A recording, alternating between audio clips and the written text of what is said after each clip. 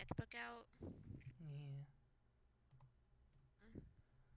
No, that's just how it be. Oh dang. Oh Stream. dang. It's on. Oh We're live. dang. Oh, Holy moly. oh dang. Oh dang. Oh dang. What is this? Another Nerdcast in a week? What the hell? Oh dang. What is That this? never happens. I know, right?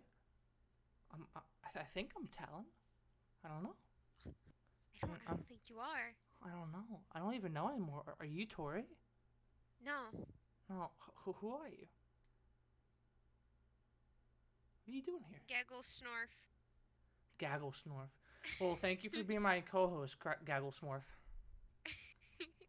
Today, we will be. There's a lot to talk about. So, Atlas decided to drop a whole crap ton of trailers today. Not today. Yep. This past week, starting with Morgana's trailer, which we won't be looking at because it wasn't anything overly amazing. I mean, they showed off his new persona, Things which happen. is yes, which is called Diego, because that's the real name of Zorro, and obviously that's his first persona, which that's fine. But they also dropped Akechi's trailer, which I will play in parts because I don't want to get copyrighted. Cause But things. exactly. Let me just see if there's anything. Obviously, we get more interactions with him, like in the pool table. Tabor. I think the most incredible thing is Jokechi, as they call him. Ooh. This is something else. I don't know what to say about this. Looks I so mean, good.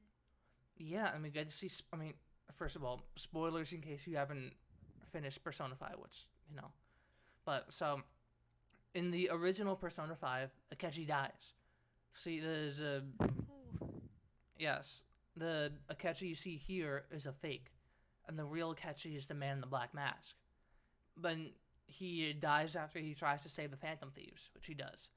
But we see here this is his true form, and he's fighting with the Phantom Thieves in a new-looking palace. Which we'll get to this palace later on because that will be in the next trailer. But yeah, Akechi's alive. I mean, I don't know how that'll affect the story. I mean, if I would imagine that what will happen is that he'll take the fall for Joker instead of Joker going to prison. Because I mean, Akechi's a murderer, so it kind of makes sense for him to go to prison. He also caused a psychotic breakdown, so it's killed multiple people and injured many. But Things. yeah, then Things he's not proud of. I'll play this little clip because this is interesting. Where's it? Let's meet at this place again next week. Though, if you choose to live here in this reality with your friends, that's another story. So I don't know what this means. If you choose to live here in this reality. Reality travel. Yeah. Things. Stuff. Yeah, I don't know. It's a mystery. But I mean, it's very clear now that they're not just adding a few extra stuff to the story. Like they're actually almost completely redoing it. So There are things it'll happening. yeah. Speaking of things happening, holy moly! So let's take a look at the new trailer. New trawler? Yeah. So right off the bat, we see that there's a new cutscene, and this is also very terrible quality. Um, it looks like Joker has the Weather Channel. Oh, sorry, it looks like the beginning cutscene where not the beginning, but the beginning of the flashback, quote unquote, when Joker is in that place, and then everybody pauses and he sees what's his name, Arsene. But it's clearly not that because number one, that was during the day, and this is in like a sunset time. But also Morgana's here. Although I don't. Now that I think about it, this does look like different shots. Although no, because we do have the square tile things, and then when we look at, it kind of looks the same. But I don't know. Oni-san. Things happen. Usually that's a term for brother or sister, Oni-san, if I remember correctly. Mhm. So, and I'm pretty sure that was Kasumi talking. So I don't know. Speaking of Kasumi, she gets a Sailor Moon transformation for her Phantom Thief outfit, which it kind of looks cool, but it freaked me out for a sec. Whoa, what the hell? What's My going on? headcanon is that she's an otaku. Yes. Yeah, that was interesting. She really loves Sailor Moon and magical girl transformations. Yeah, then here. Oh wait, I think. All right, so this here. It, I don't know if it was mentioned here, but there was a mention of Kasumi on the fan site. So Yeah, obviously that's she's what that doing. scene was. Yeah, obviously she's doing something bad for people to want to have her heart changed. But then assuming. Or it could be another Futaba case of, hey, I changed my heart. Mm. That is also the possibility. But assuming these two scenes are connected, then she has a palace. Or what happens if she's the one that wants someone else's heart changed? I don't know. But then here we see And she the. just decided to willingly give out her name instead of being anonymous. Yeah, and we see the palace that we saw in Akechi's trailer. And speaking of Akechi, we see here he has his black mask icon, so he's definitely at least a full-time party member for this palace. And I would imagine also for Shido, since spoilers, that's his dad. He's a good. No, he's not a good boy. He's a. He No. just he eats pancakes. He's a. Discord doesn't think he's a good boy either, because whenever you try and say he's a good boy, you cut out. He's just like, He's a good. he's a good boy. I don't care what Discord says. He is a good boy. So, first of all, here's a nice look at Makoto's motorcycle train persona. And we just saw on the screen for a tiny second. Let me see if I can bring it. Her persona's name is Agnes, which is interesting. I'm pretty sure that's a saint. Agnes Diego William. It's quite the combination. And then Lady Ann's new persona is Celestine. That actually sounds kind of cool, to be fair. Scorpion hair. Mementos is an important place. Okay, that's just normal stuff. Then here we see more of that new area for Mementos. And the coin thing for this mofo's name, who we will see soon, Mr. Pinocchio. I don't know what the hell this is. This is not a human. This looks like a me from the Wii. Does he have? Like his hair, the ears. He has Frieza ears, Pinocchio nose, and me hair. Thank you for helping me, Mr. Raccoon. No, Mr. Cat. That's the first I've heard raccoon.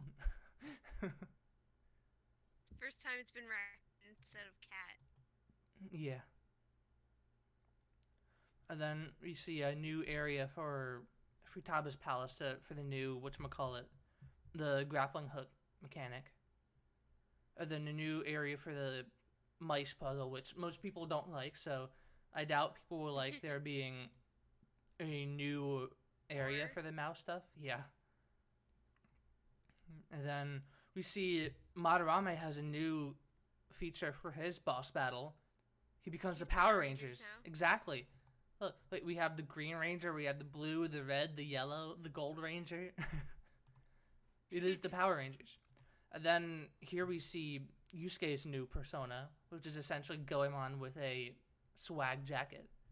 It looks like an umbrella, too. Look at it. You gotta look swag. Yeah. Actually, oh my gosh. You know, it's not the best look, but it's quite something. It's like a Yakuza going on. The jacket is just so puffy and pink. Yeah. Then new personas. which is Yeah. cool. And then your girl Kasumi almost stabs Joker in the skull. Look at this. It's fine. That was incredibly close. I mean, but she didn't stab him, so it's okay. But look at the look that Joker gave her. It's like, bitch, you almost stabbed me. Look, it's like, But bitch. it's fine. She didn't. She could have. And then a new addition to the rain cutscene when they were trying to celebrate Kanashiro's. Because I don't remember the lightning there. And then we have the addition of Kasumi.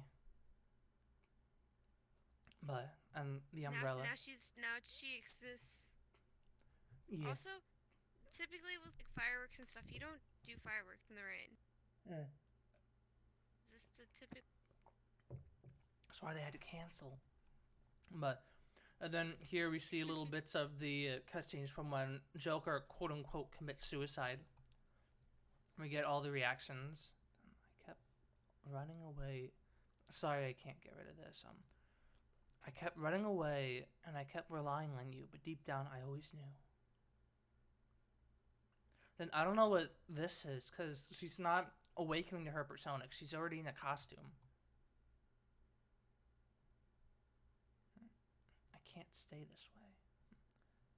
Then I think this is another part of when Joker, quote unquote, committed suicide. This is either the beginning of the game or the end because they both have similar scenes. So then at the end of the game, Sojiro mentions like, "Man, this brings back memories." But then I'm really surprised that they flat out show, not Yggdrasil, that's Digimon, Yaldabaoth. Because for a while when they initially launched the game, they were really hiding this stuff. They completely hid Akechi being a part of the Phantom Thieves. And I was like, yeah, go for it. Then more cutscenes, which it doesn't... Some of it doesn't look like it belongs in the Yaldabaoth fight. But here I'll play the music a little bit because I really like this part. But hopefully we don't get copyright struck. This won't. Please don't. We're just.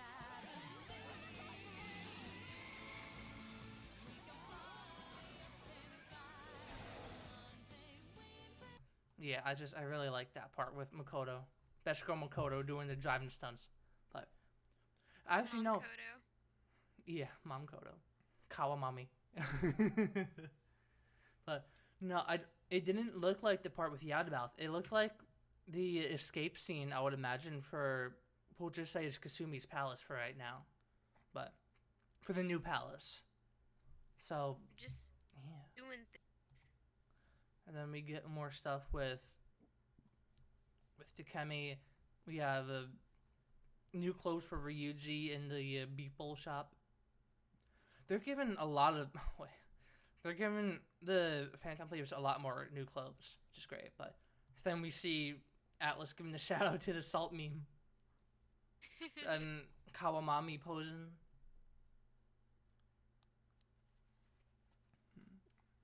Gotta try and look nice. Yeah. Then we have a new anime cutscene. Not anime, video game cutscene. Anime. But yeah, that looks like the new palace that's crumbling. Is it really gonna end like this? No. Then Joker being a badass here. Always. My boy pulling out those smash moves. I was like, shoot, I need to up my game now. Also, there's a little part that I forgot to show you, Tori. But, Oh? yeah. The time for us to part has come. Allow me to give you this final blessing before you depart on your journey. That's it. And then, that was... What was that? It's all done. Oh, yeah. That was the... So, originally, Caroline and Justine were one person, and then they were cut in half, so they fused back together. And that's Lavenza. I know that. Oh. Okay. But, So we have the collector's edition of Persona 5 The Royal, and we have the soundtrack, which is nice, the P5R art book, the game, a T-shirt. I don't know if all this comes inside this Royal Straight Flash Edition. But yeah, I don't know if this is something else or if all this stuff goes inside the box, but I don't know. It looks good to me. I'm gonna buy it. No, shoot, I gotta support my boys. But anyway, do you have anything else to add to that? Nope. Okay then, Just Mom Kodo. Mom Kodo. Catchy. Of course he's on your team now. All right. So, moving on, we will from here on out be talking about superhero stuff. But so it's worth noting that this is only a rumor, right? There's nothing to back this up. But from the POW Retro Machine on Twitter, producers are proposing turning Blade into the first Muslim superhero, which that by itself is false. The conversations are being held due to Kevin Feige's huge push for an MCU diversity plan. More to come. So, see, number one, he wouldn't be the first Muslim superhero. So, the two that I can name off the top of my head are Kamala Khan, who's the new Miss Marvel and is complete dog crap, and also Simon Baz, who's one of the human Green Lanterns. But, so that is wrong, but I think the worst part is that I can absolutely see them doing this. Like, I mean, At this point. Yeah, like, I mean, with a lot of the stuff we're going to be talking about soon, this is absolutely in the realm of possibility. Because we have the Winter Soldier and Falcon show that's going to be coming out.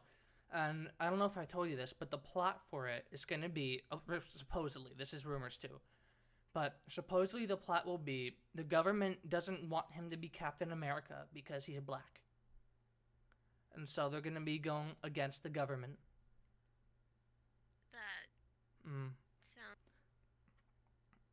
That sounds dumb.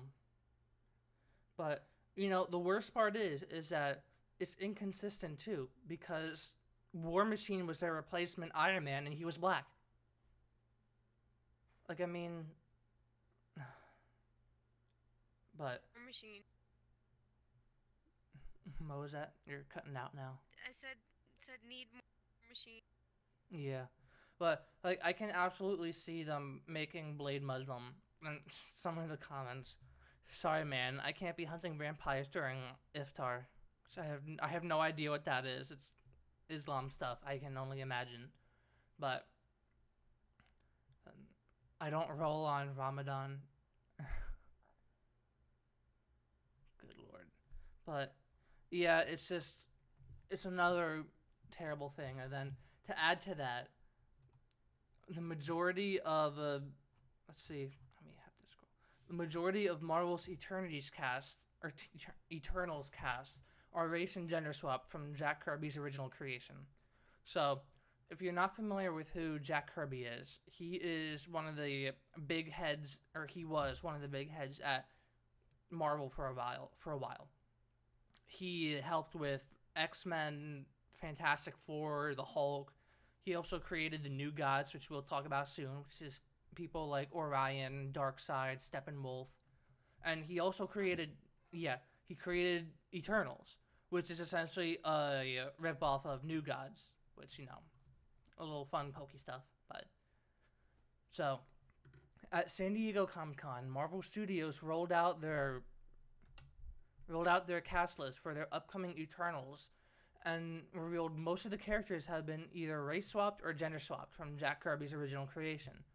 During their Hall H presentation, Marvel confirmed the rumor that Game of Thrones actor Richard Madden would play Ikaris.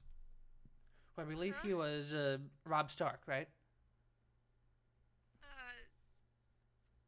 gotta look at his face. Yeah.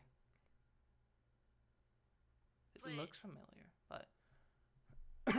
Which, you know, that's fine. But in a twist, Angelina Jolie was announced to take on the role as Athena instead of the previous reports that she would play Cersei. The rest of the announcement cast included Kamal Nanjiani as Kingo, Lauren Ridloff as Makari, Brian Tyree Henry as Fastos, Salma Hayek as Ajak, Leah McHugh as Sprite, and Don Lee as Gilgamesh. So you can see right here, here's the original cast, and then here's the cast and then the original characters. So that doesn't look bad. That doesn't look bad. We have a Indian playing a Japanese character, which I mean, no offense to the Indians, but they're not samurais. We have Makari being played by a black woman who I'm pretty sure will also be deaf too in the movie. We have a black man playing Fastos, which it's hard to tell if Fastos is Hispanic or if that's just the shading, but either way, he's being race swapped. We have a Hispanic woman playing Ajak, who is a male. Then we have a Asian playing a black man, and a girl playing a boy. So, yeah. They're on something. Let's look at Fastos from his official. Okay, so Fastos was a black man. Okay, so they did get that right. So I mean, at least he's okay. Yeah, at least he's black. But as you can see, Marvel Studios kept Ikaris and Athena similar to Jack Kirby's comic book creation. Oh, wait. Oh my goodness. Let's see. Thank you. Brian Tyree Henry's Fastos is also similar to his original appearance in Sal Buscema and Peter Gill's Eternals #1. However, the rest have been completely changed. Makari is now female, black, and deaf, so that's yep. It's now stuff. Kingo is now Indian instead of Japanese. Ajak is now female, Hispanic, and Lebanese. What the heck is Lebanese? I don't know. It's a thing. Is that like a species for lesbians? Lebanese? That's what it sounds like. It's a bit mean. I'm sorry. I didn't mean it in a mean way. It's just I'm just saying what it sounds like. But Don Lee's Gilgamesh is now Asian, and Sprite, the Don. Oh no, the Don. What happened to you? The Don. And Sprite is not. This is I have. Listen, I like bounding into comics, but the way this was worded is kind of funny. Sprite is now female and a young girl. It's like you could be female and a young boy, but this is a female and a young girl.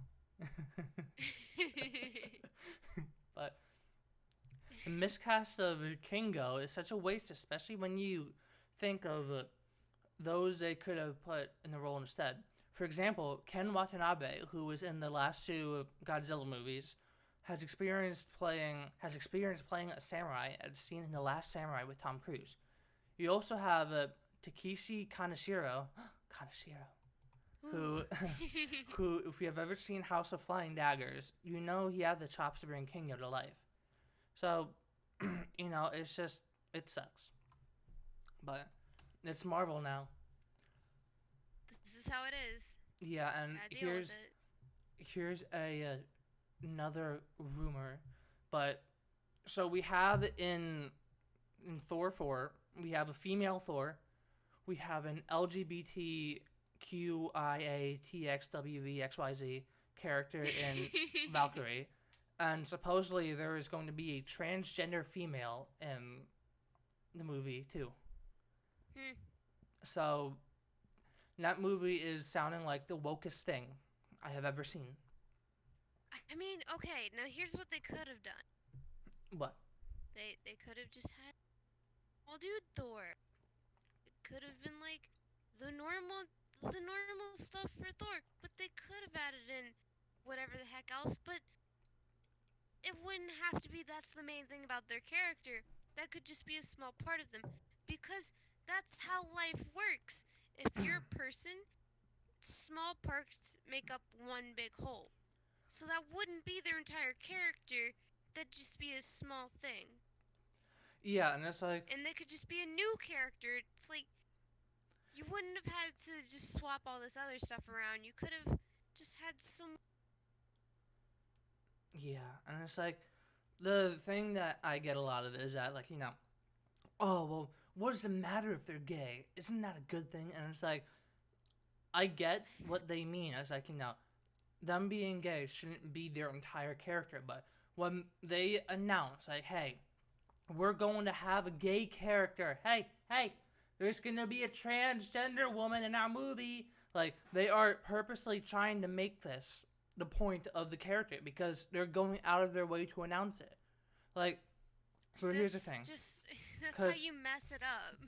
Yeah, because people would say, maybe going back to the Muslim belief thing, like, oh, well, what's the big deal? Captain America was Christian. And so here's the thing, is that in the first Avengers movie, there's one little line that Captain America says where he says, there's only one God and he doesn't dress like that. That was the only comment he ever made that remotely sounded Christian. Like, it's not like they announced before and, hey, Captain America's gonna be Christian. Like, it's not like they made that a big deal. It was just a little thing he said, and sure, maybe he's Christian, maybe he's Jewish, maybe he's whatever. But they didn't make that the entirety of his character. But, I don't know. At the very least, I mean, how would you have known? He just said there's one God. There are plenty of other religions that believe in only one God. And yeah. It was just like, it doesn't look like that. It could have been literally anything. Yeah, like, I mean, now, keep in mind, I don't know much about religions outside of Christianity, but I think the only, I guess, religions you could call it, that have multiple gods would be, like, Norse mythology, Greek mythology, like, like, there's multiple gods. Shintoism. Alright, and that's Japan's major religion, right? That's one of them, yes. Okay. So yeah, there you go. It could have been anything. Maybe Captain America was Muslim. I don't know. We don't know. Exactly, and we don't need to know. It's not his main vital. character. It's just like, yeah, he's a good guy and he does what he believes. Yeah, so it's like it's so sad to see the MCU going down this route, because it was. I mean, I'll admit, like, I got a bit marveled out towards the middle of Phase 3, but they were still good movies, But it was like they had stuff going for at least. Now it's all identity politics, and it sucks. But what was it? I think it was Batman or Two-Face said, you either die a hero or you live long enough to see yourself become the villain. And that is what Kevin Feige is doing.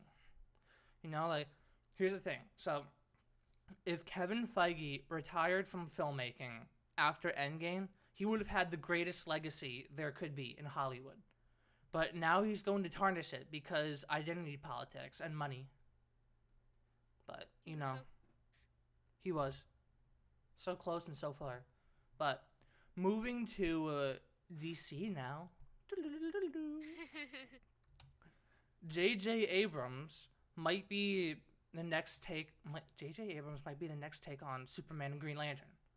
So, in case you don't know, J.J. Abrams directed the first two Kelvin timeline Star Trek movies. He directed The Force Awakens, Star Wars, and he will be directing The Rise of Skywalker. Now, it's good that I actually know who he is because yeah, some of those movies I've watched. Yeah, he's in just about everything. Everybody who's in Hollywood is connected to him. He's going to be writing a Spider-Man comic book with his son, who has earned nothing in life. And now he will be directing the sequel to Superman, to Man of Steel, and Green Lantern. Now, here's the thing. Let me read the article first. There could be big changes brewing that will have a major impact on the evolving DC cinematic universe. Mega director and producer J.J. Abrams could could take over responsibilities for several characters. Yay! And his main sought-after prizes are Superman and Green Lantern. Superman and Lantern. A source at San Diego Comic-Con told Cosmic Book News, which, I don't think they're extremely reliable, so take this with a grain of salt. Abrams is setting his sights on Green Lantern and the Man of Steel for future projects as part of the deal he signed with Warner Brothers recently. Plans going forward are unknown, but recasting the part of Krypton's last son seems more plausible now. No. Henry Cavill's status has been in question a lot as of late. Although there has been no formal partings of ways between him and the studio, please don't reconnect. No, I really... Here's the thing. I like Henry Cavill's Superman. I think he did a good job. I honestly, I would be upset to see him go. So, please no recast. But, bring back. Yeah. For Abrams to step in, it means a relaunch of the franchise that keeps Superman in the same age bracket as Batman. Okay, so they're talking about Robert Pattinson. Robert Pattinson is taking over as a spry 30-something Dark Knight, and Abrams reportedly doesn't want a supe who is pushing 40. I mean, is Henry Cavill pushing 40? Cavill was closer to the latter age, okay, fair enough, than he was a short few years ago. Alright, water break. Let me contemplate this. I mean, does your age dictate how you act? Tom Cruise says no. Of course he does, because he's good. Yo, Tom Cruise is Superman. He would learn how to fly. He would. He would figure it out. Oh, God. Abrams restarted the Star Trek and Star Wars franchises and became a titan of the sci-fi and fantasy genres in the process. He reassumed duties on Star Wars after the debacle with Rian Johnson in The Last Jedi. Swooping into... Did you say debacle? Debacle. After the debacle of Rian Johnson. It's a debacle, not a debacle. Debacle. Same thing. Shut up. Swooping in to fill a major vacuum and save the day is his calling card within the system. I mean, we haven't seen The Rise of Skywalker yet, so I don't know if it's right to say he'll be quote-unquote saving the day. But anyway, his connections at Warner are pretty cozy. He could make it worse. Yeah, honestly, it wouldn't surprise me. I mean, we talked about it last stream, the time travel theory. That sounds like it'd be worse. Everything could get worse. And then there's a rumor about it being a Trump allegory, so, I don't know. But there's plenty of room for it to go worse. It can always go worse. But Abrams restarted the Star Trek and, his connections at Warner are pretty cozy, which makes the possibility he will participate in, if not guide the direction of DC cinematically, even more interesting. Matt Reeves is one of his best friends and collaborators. I see Matt Reeves is a good director, but that's just what I'm talking about. Everybody's connected to J.J. Abrams. They worked together on Cloverfield, and his wife, Katie McGrath, was reportedly instrumental in his ascension of Ann Sarnoff at WB. He tried in vain to get a Superman project off the ground a decade ago, the aborted Superman Flyby. What the hell? It was not to be then, but with the studio's new director-focused initiative, Abrams swiftly rises to the top. Man of Steel 2 has been on the back burner for some time and may not get made for a while. Zack Snyder's departure left the project in perpetual limbo. Pitches from Christopher McQuarrie and Matthew Zahn were all rejected, and the movie is not in active production. Drink time. I'm glad you have drinks. I don't. Oh. Green Lantern. Too many electronics. I'm sorry. Green Lantern's last time on the big screen was the 2011 flop with Ryan Reynolds. Though a lantern protecting Sector 2014 popped up in Justice League, a reboot has had trouble moving into production. A Green Lantern Corps movie featuring Hal Jordan is in development but not greenlit. Warner Bros. Sat out Comic-Con this year. Hall H featured a panel that had an update on Matt Reeves, the Batman. and we learned a slew of names will return to DC television in roles that made their careers. Okay, Linda Carter, Burt Ward, Tom Welling, Brandon Routh will all take part in Crisis on Infinite Earths. That's actually really interesting. So, That's a thing. yeah, Linda Carter played Wonder Woman in the, I think it was the 70s or 80s Wonder Woman TV show. Burt Ward was Robin in the 60s Batman show. Tom Welling played Clark Kent in Smallville, and Brandon Routh also played Superman in Superman Returns, but he's also the Atom. But yeah, that's pretty interesting. I then add Kevin Conroy to that list, who did the voices for the animated Batman shows. That's actually something really cool. Not gonna lie. But, Sounds like a thing. so, what are your thoughts on this? A bunch of superheroes, big thing happening. Could be bad, could be good. Things, Yeah, things will it's like happen. I think he has a better chance at making a good Green Lantern movie than a good Superman movie. Like I don't know how to feel about him taking over the DC universe. Like I just I miss Zack Snyder. Like I know a lot of people don't like the DC expanded universe movies, but I really like Man of Steel. I like Batman v Superman. Suicide Squad was You. I didn't really like Suicide Squad. I like Batman's cameo in it. Um I liked the music in Suicide Squad. but what else was there? I mean, Justice League was okay. I didn't think it was the worst thing in the world. Aquaman, I didn't see Aquaman actually. I saw What did you think of Aquaman? hot. Hot, good enough. And then Shazam was really good. So I like the DC expanded universe. I'm not gonna lie, and I'm gonna miss Zack Snyder. He was an amazing director. He was incredible visual director. The music was phenomenal with Hans Zimmer. I mean, and Junkie XL. But oh yeah, Wonder Woman too. I like Wonder Woman. I watched that one. Yeah, but I actually enjoyed it. yeah, it was really good. We should watch that sometime. But I have the digital for it too, so it'll be free. But I I don't know how to feel about them recasting Henry Cavill. He did a great job in Mission Impossible Fallout, so I don't think age should be a problem. Like It's just what not here's what they can do, cuz I understand with Batman, obviously in BVS and Justice League, Batman was much older, and now they're going to be doing a younger Batman with Robert Pattinson in his 30s. So, what they would do, here's what I would do, right? So, those movies are set in the past, right? Batman, after going through the invasion stuff, he's deciding, you know what? He's just going to put the cowl down. The Justice League will protect the Earth. And then later on, maybe in a later movie, we could have a Batman Beyond movie where he's playing an older Bruce Wayne. Terry McGinnis comes in. He's the new Batman.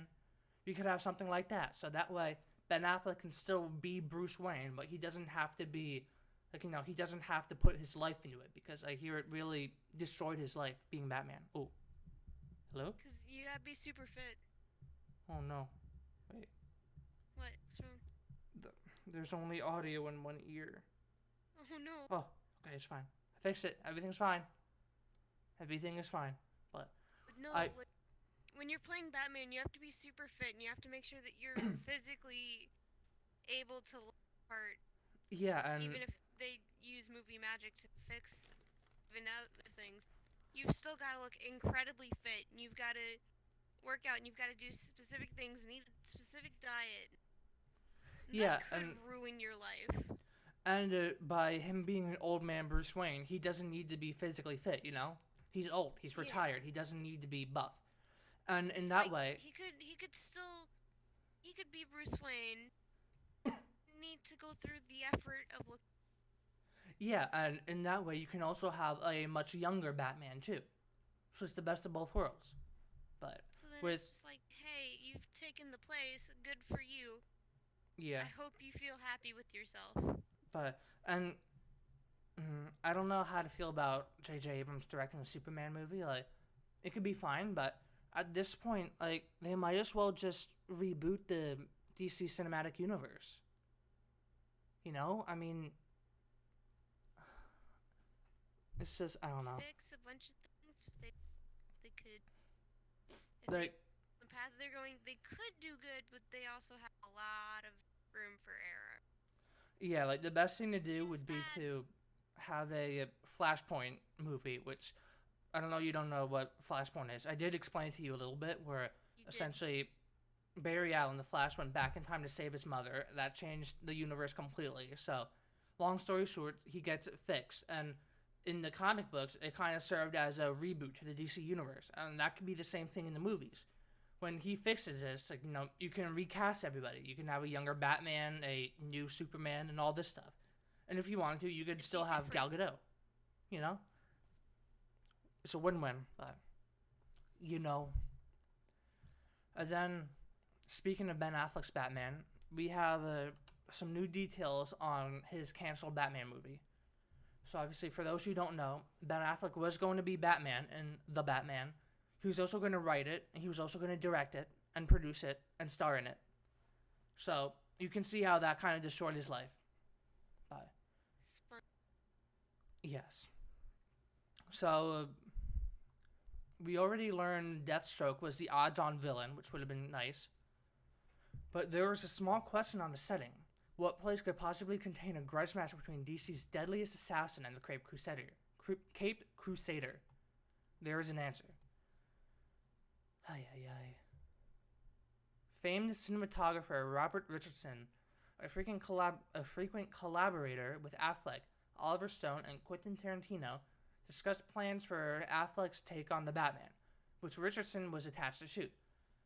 Talking to Josh Horowitz on Horowitz's Happy Sad Confused podcast, post SDCC, Richardson divulged Arkham Asylum was the designated venue. So he was entering more into the Arkham. He's going into where everyone was bad, everyone that shifted, and Batman. What? That doesn't make sense.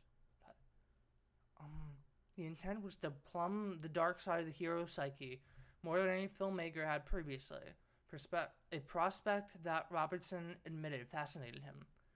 Well, he was going more into the insanity aspect, so I think you would have seen something a little darker than what we've seen in the past, and more into the individual, who's inside Batman, what element may be sane and what element may actually not be sane.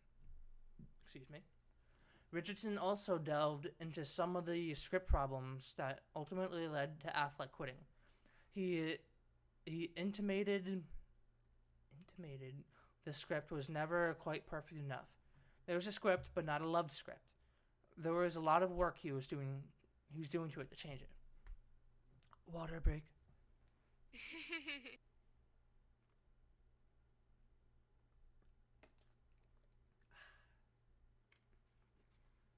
Actually, I just remembered. Let me pull up chat. That is something I probably should have done. I'm sorry. Yeah. Please forgive. Never. Oh no.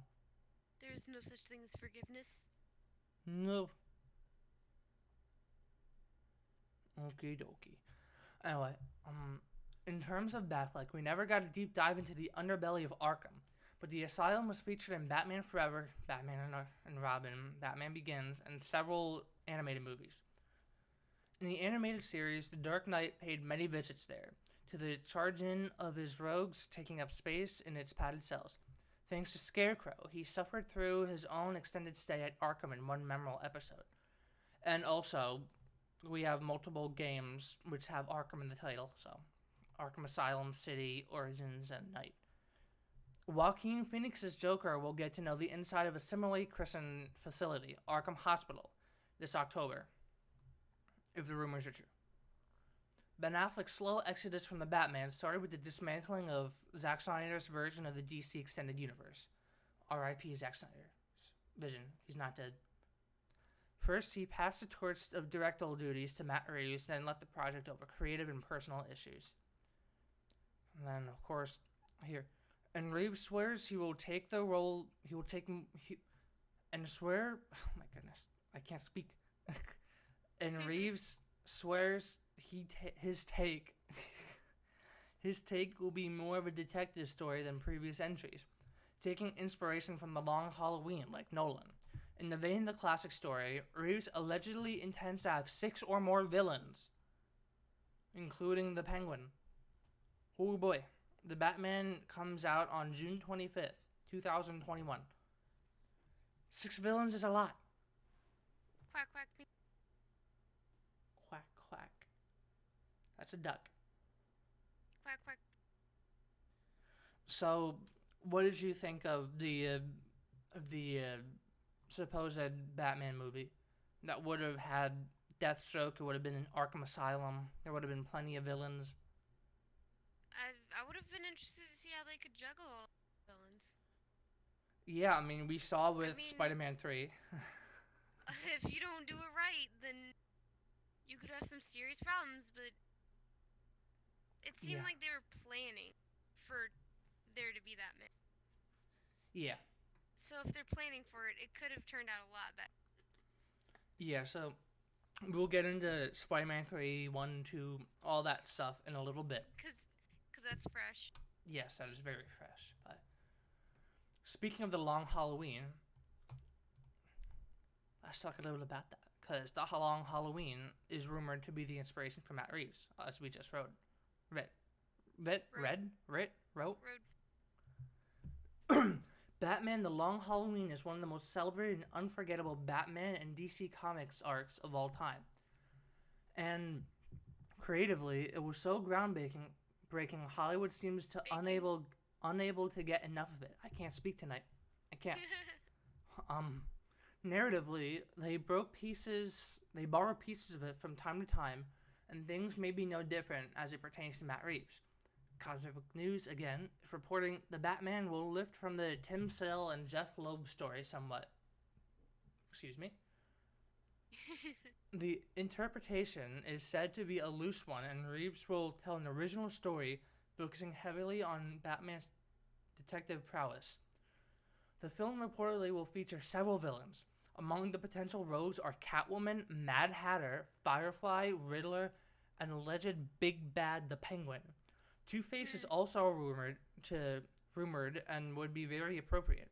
Harvey Dent's scarring and at the hands of Sal Maroni, or the Joker in The Dark Knight, was retold in the pages of The Long Halloween and almost beat for beat the way it played out in The Dark Knight and Batman Forever. Even more villains figured into the 3-part storyline when first published in 1996. Poison Ivy, Solomon Grundy, Joker, Scarecrow, and Calendar Man. It's Calendar Poison Ivy Man. scares me. Who? Poison Ivy scares me. Why? She does. Just because she's hot and green? No, she's scary. The plants are scary. And Maybe it's Calendar because I have Man. a fear of like bugs and stuff. Plants just automatically make me scared. Calendar Man was the main villain of The Long Halloween, okay? All showed up to antagonize the Bat, Dent, Alfred, and Commissioner Gordon. CBN notes any one of them could be in the Batman as well, but that is unconfirmed. The rumored ones are interesting. What was the list again? Catwoman, I can see. Mad Hatter, we haven't seen before on the big screen. Firefly, no. Riddler, yeah. The Penguin, yes. Yeah, that would be interesting. Notoriously, The Long Halloween was already one source of inspiration for Christopher Nolan's The Dark Knight. Alan Moore's Killing Joke was the other. Earlier this year, it was announced Warner Bros. Animation. I can't speak. I am dying. Was adapting the tale for a 2-part animated feature starring Troy Baker, Jensen Ackles. I wonder what because if you don't know, Jensen Ackles, who was in Supernatural, he voiced Red Hood in Under the Red Hood, Jason Todd, and he did a really good job. So, I don't know if Jason Todd would be in that, but that would be amazing. And Dark Knight cast member David Dasmalchian. What the hell? Dasmalchian. That's a name. It's a name. Yeah. The adaptation will exist in its own continuity, thank God. We'll talk about the DC animated stuff later. It has no release date yet and wasn't advertised, with next year's slate spearheaded by Superman Red Sun, which is a alternate story where instead of landing in Kansas, he landed in Russia. However much the Batman draws from the classic graphic novel remains to be seen. We will find out when Matt Reeves' reboot reaches... Oh, it's a reboot. No. How do you feel about seeing more Long Halloween? I don't know. I mean, I would prefer something new. You know? See, what do you think about this? I mean, I just want to see how they handle having so many villains. Yeah, like, I mean, that's a lot. Like, if it's just little things. So, like, let's say the Penguin was the main villain, right? And he's going through the cells, and these villains get just little pieces. I think that would be fine. Because, like, they're not the main focus. Everyone's working together in their... Yeah, because, like, with Spider-Man 3, it seemed like Harry, Sandman, and Venom, like, they all wanted to be the main villain, right? They were all competing, and then it ended up where we just got split time with each of them singularly. And we didn't get an overarching, like, why are they connected? Why are these two working together? Why is Harry deciding to side with Spider-Man rather than fight with the bad guys? Because of Mary Jane. So? Her lips tasted like strawberry. So? But you can go buy some heckin' strawberry lipstick and taste that. Just like it. No. I could see that, like, you know, the butler walks in, the lights are off. It's like, Master Harry, are you there? He turns on the lights, and it's just Harry in the corner licking strawberry lipstick.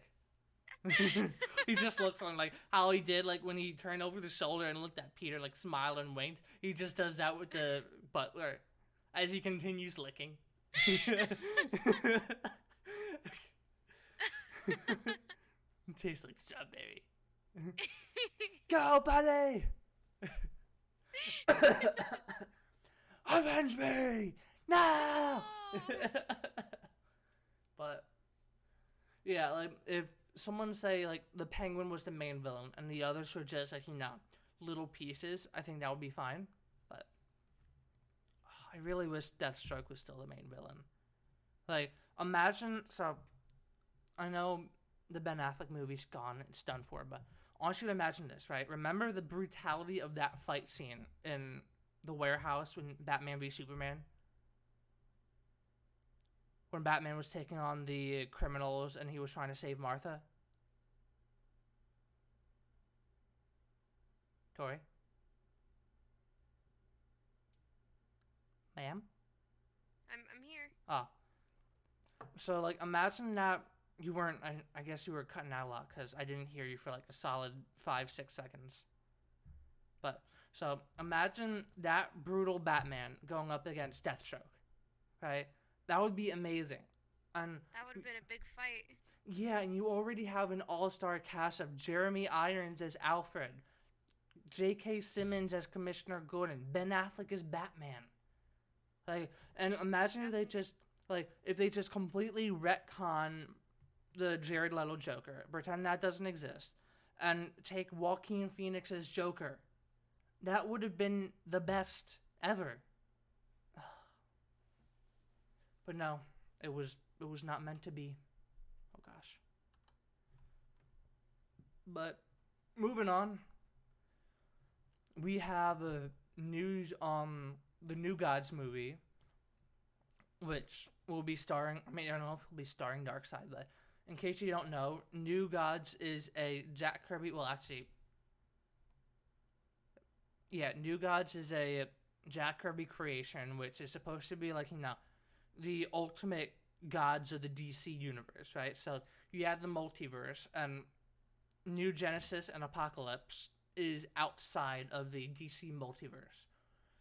So you have characters like Orion, who's the son of Darkseid, who is the god of Apocalypse. His son Calabac. We saw his uncle Steppenwolf in Justice League, but the what does it call it? The Furies. I'm forgetting the names, but let's read the article. While we're still a ways off from learning anything specific about the New Gods movie, director and co-writer Ava DuVernay has confirmed that Darkseid, the main antagonist of Jack Kirby's Fourth World, will appear in the DC movie. In case you're unfamiliar, Darkseid is, we see the tweet here, what about Darkseid? She says Darkseid is. If you're unfamiliar, the term Darkseid is a phrase that first appeared during Grant Morrison's JLA run and was heavily featured in the recent Mr. Miracle miniseries written by Tom King. Which, so we'll get to this in a little bit, but who's working on the New God script? See, now, Tom King, he's 50-50. So he can, when he wants to, when he puts his mind to it, he can write a very good story. But the problem is recently is that he's treating his comic books like a therapy session, right? You know, they're very emotional, they're very sappy, which, since he's writing Batman, that is not Batman. I'm sorry. Batman no sap. Batman does not cry. Batman is not emotional. He does not get his butt handed to him every single issue. He is not Batman. Now, I understand why people wouldn't exactly like the Bat God that Scott Snyder and Greg Capullo made, which is like, you know, where Batman has a plan for everything and, you know, he knows what to do with every single situation. I understand not liking that, but Tom King's Batman is not Batman, so I mean, hey, who knows? Maybe he'll be great at writing a New Gods movie, but I'm hesitant. But illustrated by Mitch Scorads. Basically, it means that Darkseid is absolute. Things die and will be destroyed, but Darkseid will always be. A subsequent tweet confirmed that Big Barda and the female Furies will also be in the New Gods. So, my knowledge on the Fourth World stuff is very slim and forgettable, but the female Furies are basically like, you know, Apocalypse's top warriors.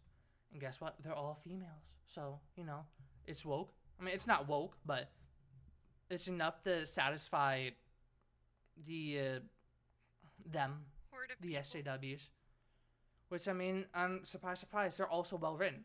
Now, of course, there is a Female Furies comic book that completely destroys them. Like, it wokeifies them to 100. So, the leader, Granny Goodness, of the Female Furies. So, here's the thing, right? If you... Darkseid is the god of Apocalypse, like I said. If you talk back to him, he will kill you in an instant. You done. Right? And she's always back-talking him in that book. And it's like, You should But- be dead. honestly. So, yeah, I'm kind of looking forward to New Gods. I mean, I'm interested to see what they're going to do with Darkseid. And See how they're things going to go. handle the whole Steppenwolf thing with Justice League. But then we're Keep not... going. I don't have an article here, but there's also a Birds of Prey movie coming out, which has characters like the Huntress, Harley Quinn, Batgirl, and the main villain is going to be the Black Mask. And which he's one of the villains in Arkham Origins. But I know. he's going to be gay. I don't know why. I mean, does it... Why are you announcing that? I mean... What's the matter? Like, I don't know. It's just like, why do you have to announce it? You know, like, if a character's gay, just let him be gay. You know? That can be Like- one small thing. Storm Yeah, of like- a big character. Like, it's like we were saying before with Marvel. Don't say, hey, Black Mask is gay. Like, we don't care. Nobody cares. Like, they're only doing this stuff so that they can get their 5 minutes of fame on Twitter. Which, at the end of the day, those people, the SJWs, NPCs, whatever you want to call them, they do not go to see these movies. They didn't It's go just to kind of see. like a, hey, look, oh, well, They at least they did this right, but the fans are gonna be upset. Yeah, they didn't go to see Ghostbusters. Right, that failed. Those same people don't go to see Star Wars. The main reason why The Last Jedi made so much money is because number one, it's Star Wars, and there's a lot of Star Wars fans and people who will watch it just because it says Star Wars on it. Like, the lefties didn't watch they don't watch this stuff. They don't read comic books because comic books are dying. Like, in the next decade or so, comic books will be dead. Like, characters like Thor 10 years ago used to make, like, they used to sell 100,000 copies, right? Not 100,000 copies, but they'd sell it to like 100,000 comic book shops, right? And now they only sell them to 20,000. Thor, one of the main characters in the Marvel Cinematic Universe, is only making 20,000. Like, comic books Sad. are dying because of politics. But, you know, that's just how it be.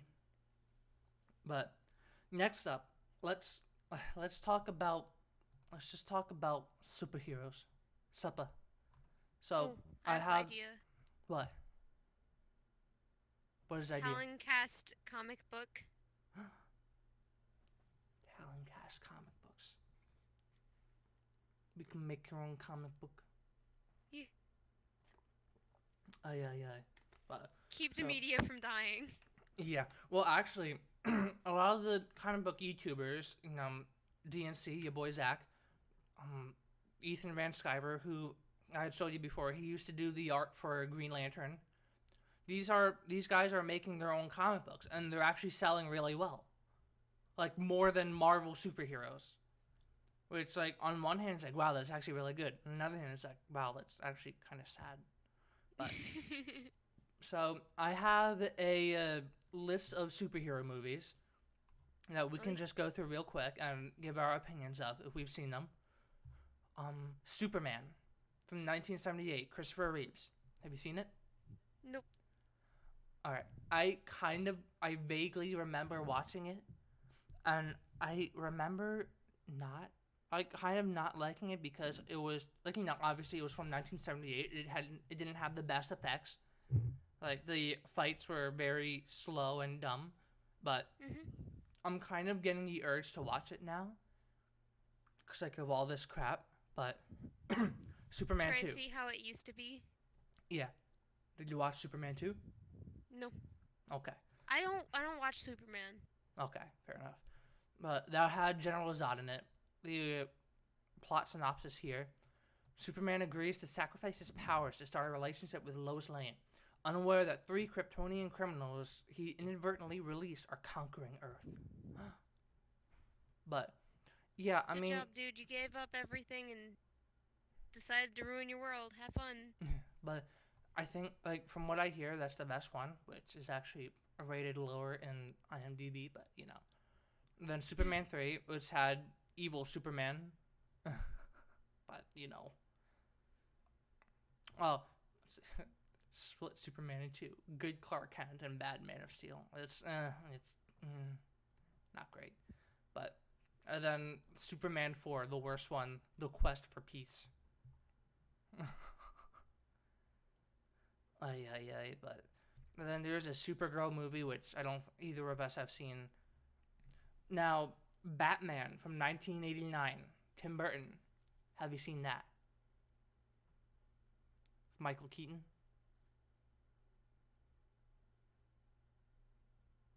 If you said something, you cut out.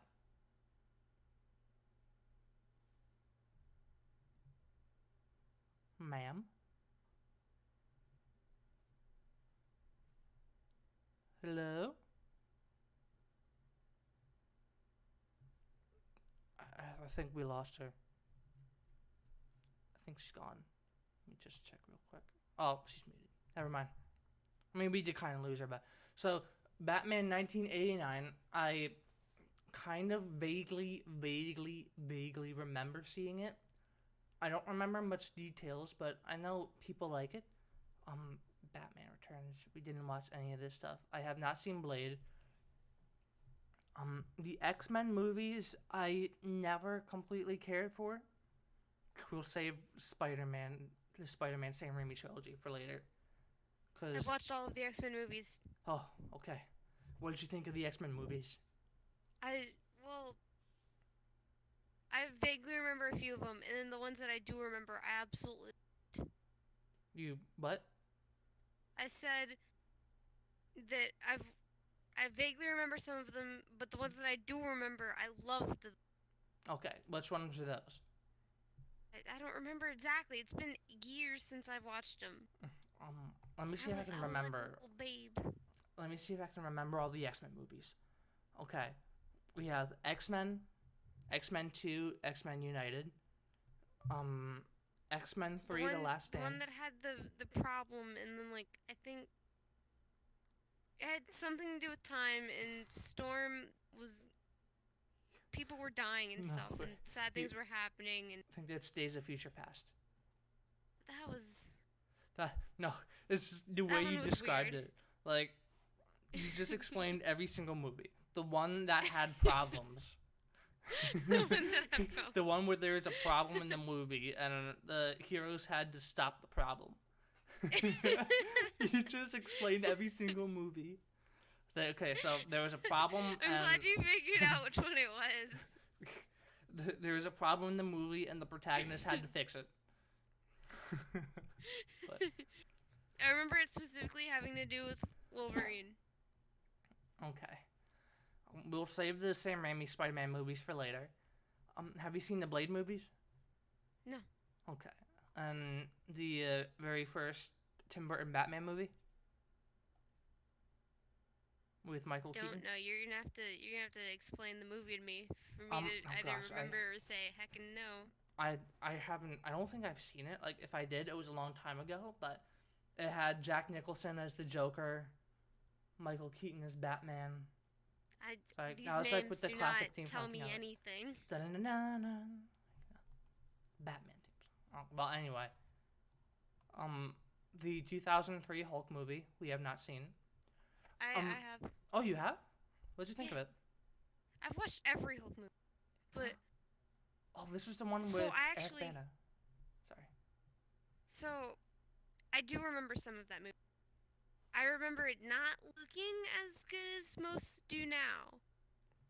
But, I kind of enjoyed it. It was pretty nice. A lot of things happened in that movie, most of which I don't remember. The parts that I do remember were like, oh, you're Hulk now, ha ha ha. You like a girl. Big problem with MILF Terry. With the MILF. You had a lot of problem with the MILFs. No.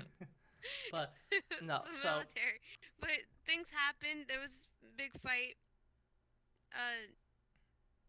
Hulk had to do things. So is it bad that when I saw that Jennifer Connelly was in the movie, I just immediately thought of Cats?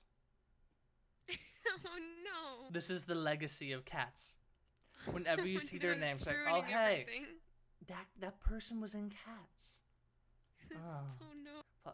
So I did see Daredevil with Ben Affleck, and honestly, like, I know it gets a lot of hate. I didn't think it was that bad. I mean, it wasn't great. I definitely prefer the Daredevil TV show, but it wasn't awful. Have you seen it? Nope. Have you seen the Daredevil TV show? Nope. Tori. The Daredevil TV show was very good. It started out, it was following the steps of Frank Miller's Daredevil comic book by having the black suit first. But we'll have to watch it sometime. It's good. But Catwoman, I don't remember a damn thing about this. Have you seen it? I don't remember it. Good. Punisher, we'll save Spider-Man later. A lot of these we haven't watched. Fantastic Four. I did watch that. What did you think of it? I remember really liking it. Science big Science. science. For science! Science.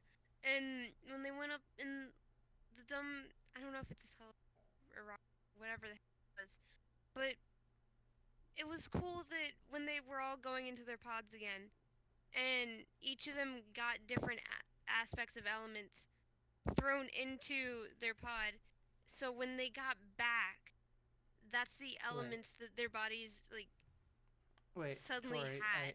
I think you're thinking of the newest Fantastic Four movie.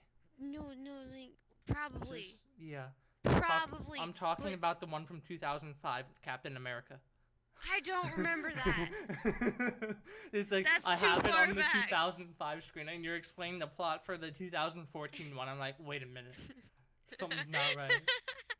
Because like, I know the part with where the elements are flying into the pods, and I'm like, wait, no. Oh, no. Hold on, wrong one. You're talking about Fan Four Stick. But, I kind of like the old one. I don't remember the old one. Chris Evans was Human Torch. I think that sounds like something that was in my cabinet of movies that I just might have watched but don't remember anything about. Yeah, I mean, it sucked, to be fair. I remember the other one. Yeah, the one with the Silver Surfer? Oh, no, the one with Fan Force. The one that I was describing. Yeah. That was... But then we have the Christopher Nolan trilogy, the Batman trilogy, which I quite like. I mean, obviously the best one I would say is The Dark Knight. But the one I have sentimental values with The Dark Knight Rises because that's the only one that I saw in theaters. And of course, Bane. Who doesn't love Bane? I didn't watch any of them in theaters. And okay. I thought you were just gonna say you haven't seen any of them. I didn't see a lot. Tori. The one with Bane in it. I only watched of that one. You only watched the Bane scenes. Quite literally, yeah.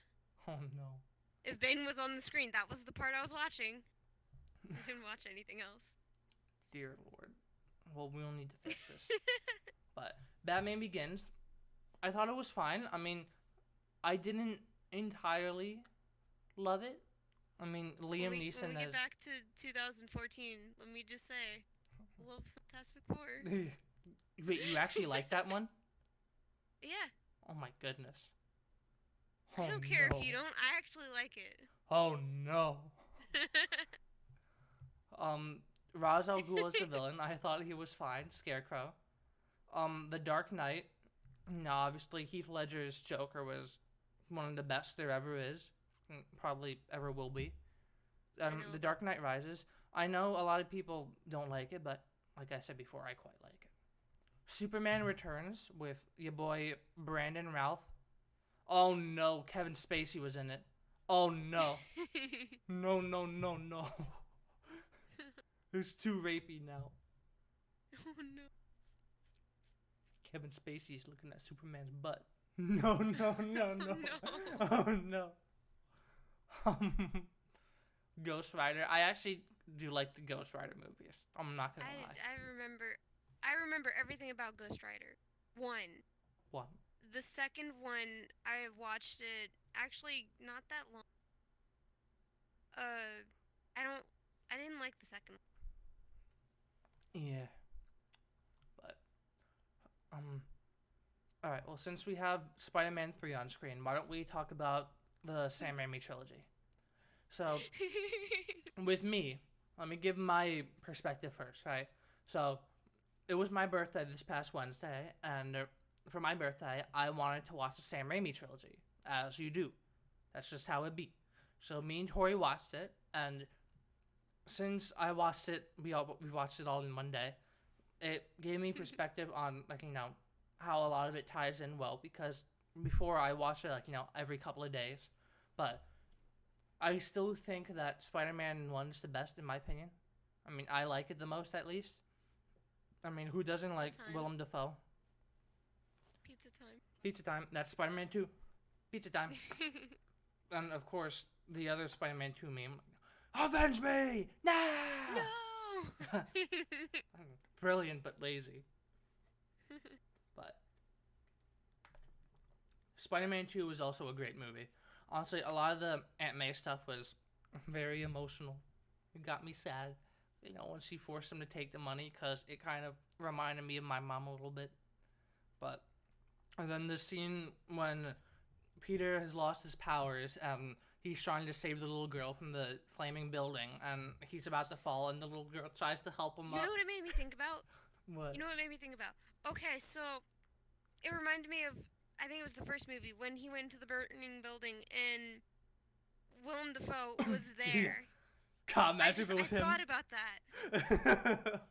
It was like, this little girl, she's totally evil. Yes. That little girl is Willem Dafoe. I got you now, Spider-Man! Just play that over when she's trying to help him back up. Yeah.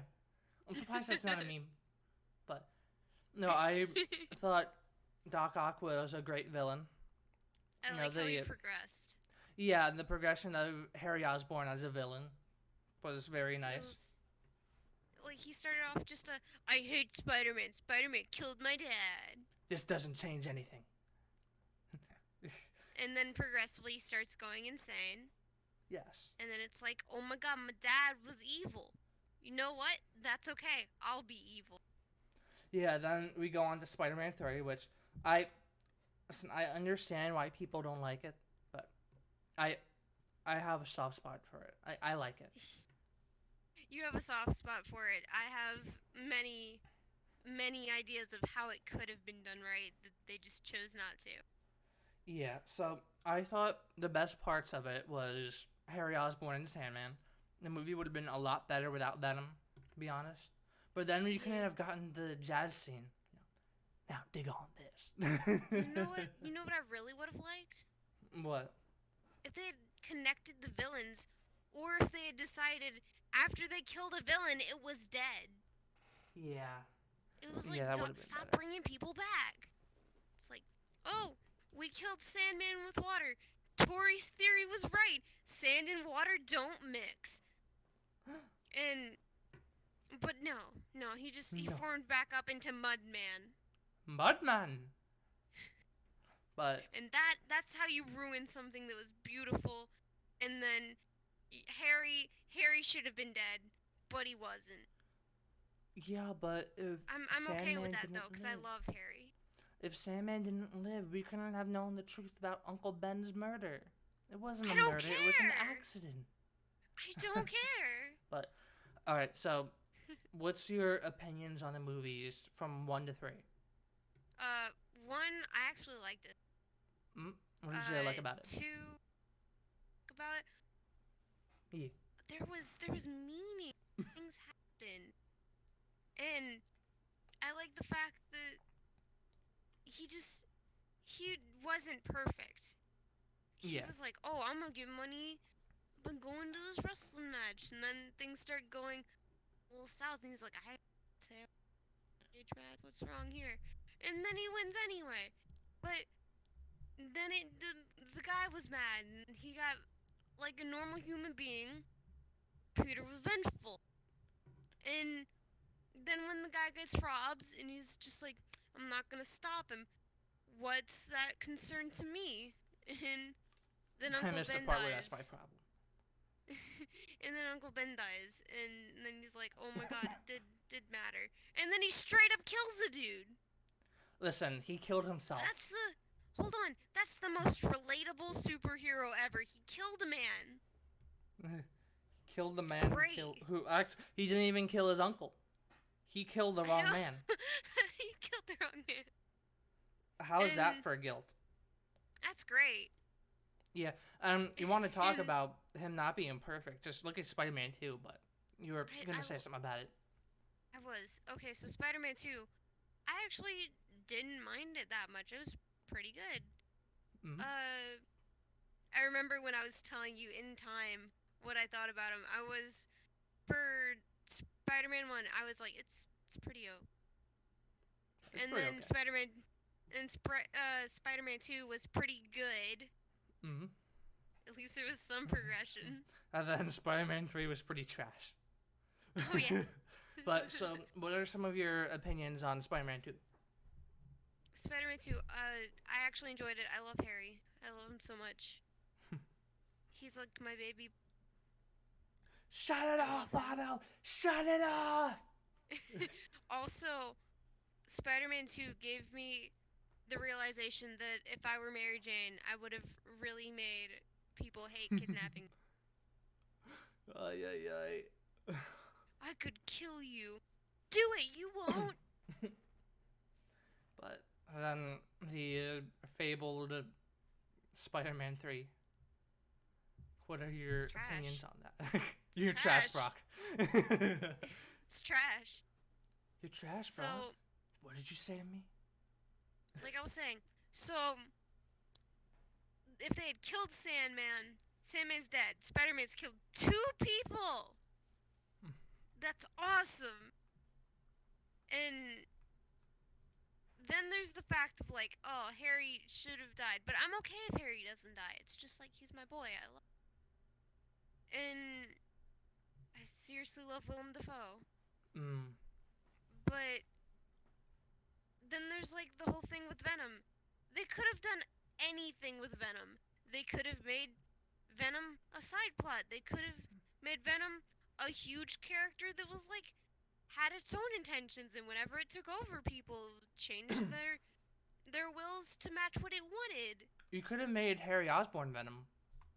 I know. That could have been some. That could have been a huge thing. I'm pretty sure they're going to But be doing that no. in the video game, the sequel to Insomniac Spider-Man. But They could have done so much, but they decided, heckin' hate everyone. Here, yeah, we'll throw in 3 villains, and then we'll turn one of them good at the end. Because why not? yeah. I mean, to be fair, in defense of Sam Raimi, he did not want Venom in the movie at all. That was all Sony's doing, because They apparently what the argument was like, oh, don't be selfish, Sam. You got to have 2 of your favorite villains in the other movies. Have Venom, because obviously evil Spider-Man will sell a lot of toys. But, so I liked how he looked super edgy the whole time. That was funny. he was absolutely emo. He was. And the he was dance, edgy. that was great. That was funny. I can't get that out of my head anymore. Dun, dun, dun, dun, dun. And the finger guns. Bang, Yeah. bang. Finger guns are my thing. He needs to back off. Yeah. And then, anyway, Fantastic Four, the sequel to the 2005 one, Rise of the Silver Surfer, which I actually, it's okay. Of course, Galactus was not good at all. He was just a giant gas cloud, which is not Galactus. But anyway, we start. Can we have me try and explain Fantastic Four movies, but get the wrong explanation for each one? Yeah, you just explained the wrong one. Okay, so Iron Man. I love Iron Man. I have not seen Iron Man in a long time. I watch But- that almost every day. That reminds me of my dad. Oh no. Oh, no. no. Oh no. No, it's not that I physically watched the movie. It's just that I remember it so vividly that it plays on repeat. So, Incredible Hulk, the Edward Norton I- one. Watch Um, that one. It was okay. Like, it's one of those movies where it's like, if it's on, I'll watch it, But, look back at it now. Iron Man made $318 million. And look at the Marvel movies now, making $1 billion. Like, if Iron Man was made nowadays, this would be considered a failure. It's But kind of crazy. it would have. If it was actually produced nowadays, it'd probably be selling more than the ones they have now. Yeah. 'Cause it was. But like, if a Marvel movie made $300 million nowadays, like, that would be considered a failure, Because, all the previous Marvel movies have been billions. Like, the Far From Home, I think, made $1 billion, unfortunately. I hate Far From Home. We'll get to that. Then, obviously Avengers Endgame made $2 billion. Captain Marvel made $1 billion. Um, Infinity War made $1 billion. I don't know if Ant-Man and the Wasp made $1 billion, but it's it's something else. I haven't seen Punisher Warzone. I want more Ant-Man and his daughter. Yes, please. Or X-Men. if we just get Hawkeye and like his family. Yeah. Can we just have more dad heroes? Yes, please. And then X-Men Origins Wolverine. What you think of that? Did you even see it? I think I did. Now. I remember watching it. Oh yeah, I do. I do remember, and I hated it. You're not alone. I do remember. It took me a minute. I had to like go through my brain. With Deadpool's mouth sewn shut. How could his biggest thing? His thing is that he's the merc with a mouth. We subverted expectations. They took it away. I love the end credit scene for Deadpool 2 when he goes back in time and he shoots the other Deadpool. Yeah. That was funny. Iron Man 2. That was something. I remember that one. It wasn't as eventful as the first or third one. It's also Scarlett Johansson at her hottest, in my opinion. The poster I'm looking at right now. Actually, can I get a close up on this? I'm not looking at stream, so I don't. Okay, this poster does not look good. Like the Iron Man and War Machine look like CGI. Like it's clearly CGI PlayStation 3. Like it does not look good. It's bad. Yeah. But Iron Man 2 wasn't good. Ghost Rider. It was okay. I'd watch it again. Yeah. Ghost Rider Spirit of Vengeance. I thought it was okay. I mean, it wasn't anything amazing, but you what? Wasn't too happy. Yeah. It only made $57 million. Oh no. Green Lantern. I remember that entirely. I do too. Gosh, Parallax scared me a lot. No, it's bad when you can remember that movie and you haven't watched it in years. If you can remember the entirety of that movie and not liking it, yeah, that is bad. I remember as a kid, because I was 11 when this movie came out. Yeah, I know. I was. You were a baby. I wasn't a baby. No. I'm a year younger than you. I know. So I was 10. I remember Parallax scared me so much as a kid, though. Like, no, especially the jump scare in the beginning. I wasn't afraid of him. I was just upset because everything didn't look real. Yeah, I mean, honestly, I didn't mind the movie, if I'm being honest. I didn't think it was the worst thing in the world. But, my child eyes were just too picky. And I remember it upset me so much because they had the end credit scene where Sinestro was becoming a Yellow Lantern. And there was never a sequel, so it was like, it was all for nothing. Like, what's going to happen next? Nobody knows. Nothing. But, anyway, we talked about all the MCU movies in the very first podcast, I think, actually. Yeah, so we'll skip over that. We've talked about all of them, so let's just stop talking about MCU. We know. Yeah. So X-Men First Class. What'd you think of that? Should I attempt to? Because I remember I've watched every single X-Men movie. Now it's just a matter of, do I remember specific ones? This was the very first one with the young X-Men, with Michael Fassbender. Charles Xavier still was walking. Oh, did? Yeah, this one was in 2011 with Jennifer Lawrence. I remember. You remember what? I remember that one a little bit. I actually really liked this movie. I think the soundtrack was excellent.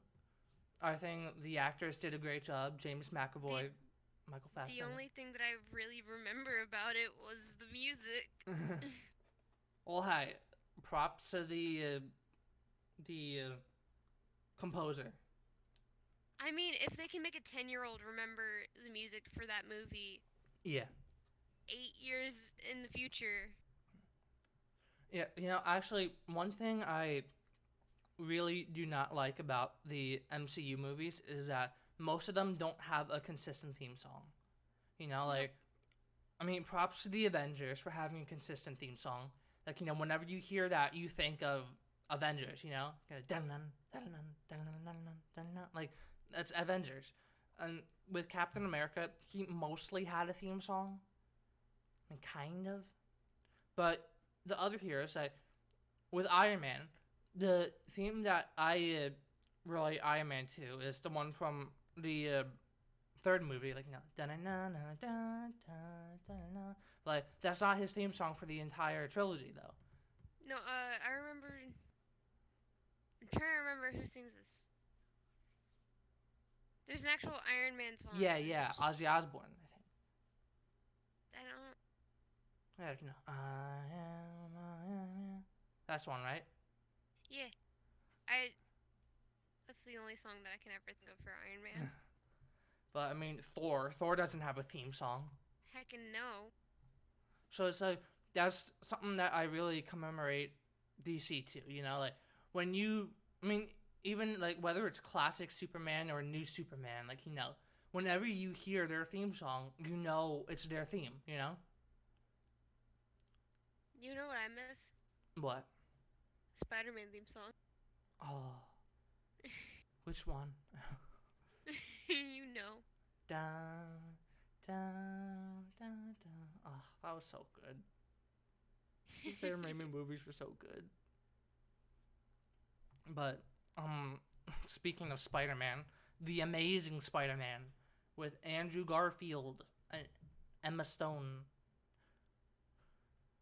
So here's the thing, I thought it was okay because I saw it in theaters and I was a kid. I don't think I watched it. Really? Yeah. I mean, you're not missing much. So essentially, Peter Parker was too cool, right? Instead of being the dork nerd that everybody would beat up in the Tobey Maguire movies, he was a skater boy. He was way too cool to be a nerd. Emma Stone played Gwen Stacy, which I thought she did great. She's a very attractive young lady. And actually, it was from the Amazing Spider-Man movies that those two started to date for a little bit. Andrew Garfield and Emma Stone, which obviously Peter and Gwen Stacy dated. So, hey, look at that. But so the main villain was the Lizard, and he wanted to turn the entire city into lizards. That's it. Now, so. And you're a lizard, and you're a lizard, Yeah. and you're a lizard, and you're a. That doesn't. Oh, that's a skink. I didn't want skinks. What kind of setting is this? No, but imagine how amazing a lizard villain would have been in the Sam Raimi movies, because you had Kirk Connors being built up throughout all three of the Spider-Man movies. Dr. Connors. But, stupid Sony had to cancel Spider-Man 4. And the actor that played the teacher in the first movie suddenly He was a cop. was an officer. Like, that was the first time I noticed that. That's actually really cool, in my opinion. Like, he actually grew up and became a cop. But, and we have the Wolverine. Which do you remember the Wolverine? Not entirely, but I remember some. He was mostly in Japan. In the beginning of the movie, he protected some Japanese guy from a nuke. I do remember that. Yeah, then the villain was a cyborg samurai, robot samurai. I actually did like that movie. So, I thought it was fine. I mean, I remember watching it. I remember liking some parts of it. Yeah. I remember my mom saying I was too young to be watching it. Hugh Jackman has too many muscles for you. Close your eyes. But mommy, I want to see him. Silence. No, it's more like, Tori, you're not old enough for this. Go away. Yeah. Man of Steel. So, Did not watch it. You've never seen Man of Steel? Oh. Nope. No. Tori. Alright, so this is going to be all me. I really liked Man of Steel. So, the plot for Man of Steel is essentially it's supposed to be Superman if he was in the real world. So you have a lot of the campiness of the Sam Raimi Spider-Man movies. This was supposed to be as realistic as it can be for a man from another world. And there was an overarching plot line in Zack Snyder's little 5 arc story, which I'll get to in a little bit. But Man of Steel obviously was the origin of Superman. He was trying to figure out who he was, and General Zod came down to Earth, and they destroyed most of Metropolis. And that was a huge plot point in Batman v Superman, obviously, because the government was like, hey, this guy he has the power to destroy entire cities, so. I remember that being a thing in Batman v Superman, but I just didn't know anything about it. Yeah. See, what we have to do, we need to watch Wonder Woman, Man of Steel, Batman v Superman, and Justice League in order. I've watched things. Yeah. But the music was... Sorry, go on. No. The music for this is out of this world. It's Hans Zimmer, so what do you expect? But once we're off stream, I'll have to show you some of the songs from Man of Steel. Like, it's honestly... No, I know the songs from it. Alright. But, like, it's... I love it so much. And, like, I understand why people don't like it. I'm sorry. You're speaking to the person that does nothing but listen to movie soundtracks every...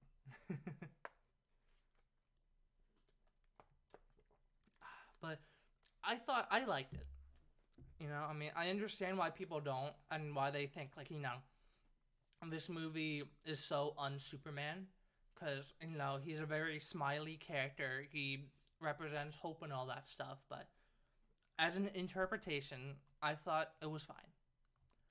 Now, a movie that was not fine was The Amazing Spider-Man 2. Holy moly. So, you thought emo Peter Parker was bad? Take a look at emo Harry Osborn. Don't do this to Harry. So, Norman Osborn, I think, dies in the beginning of the movie, and he's not William Dafoe.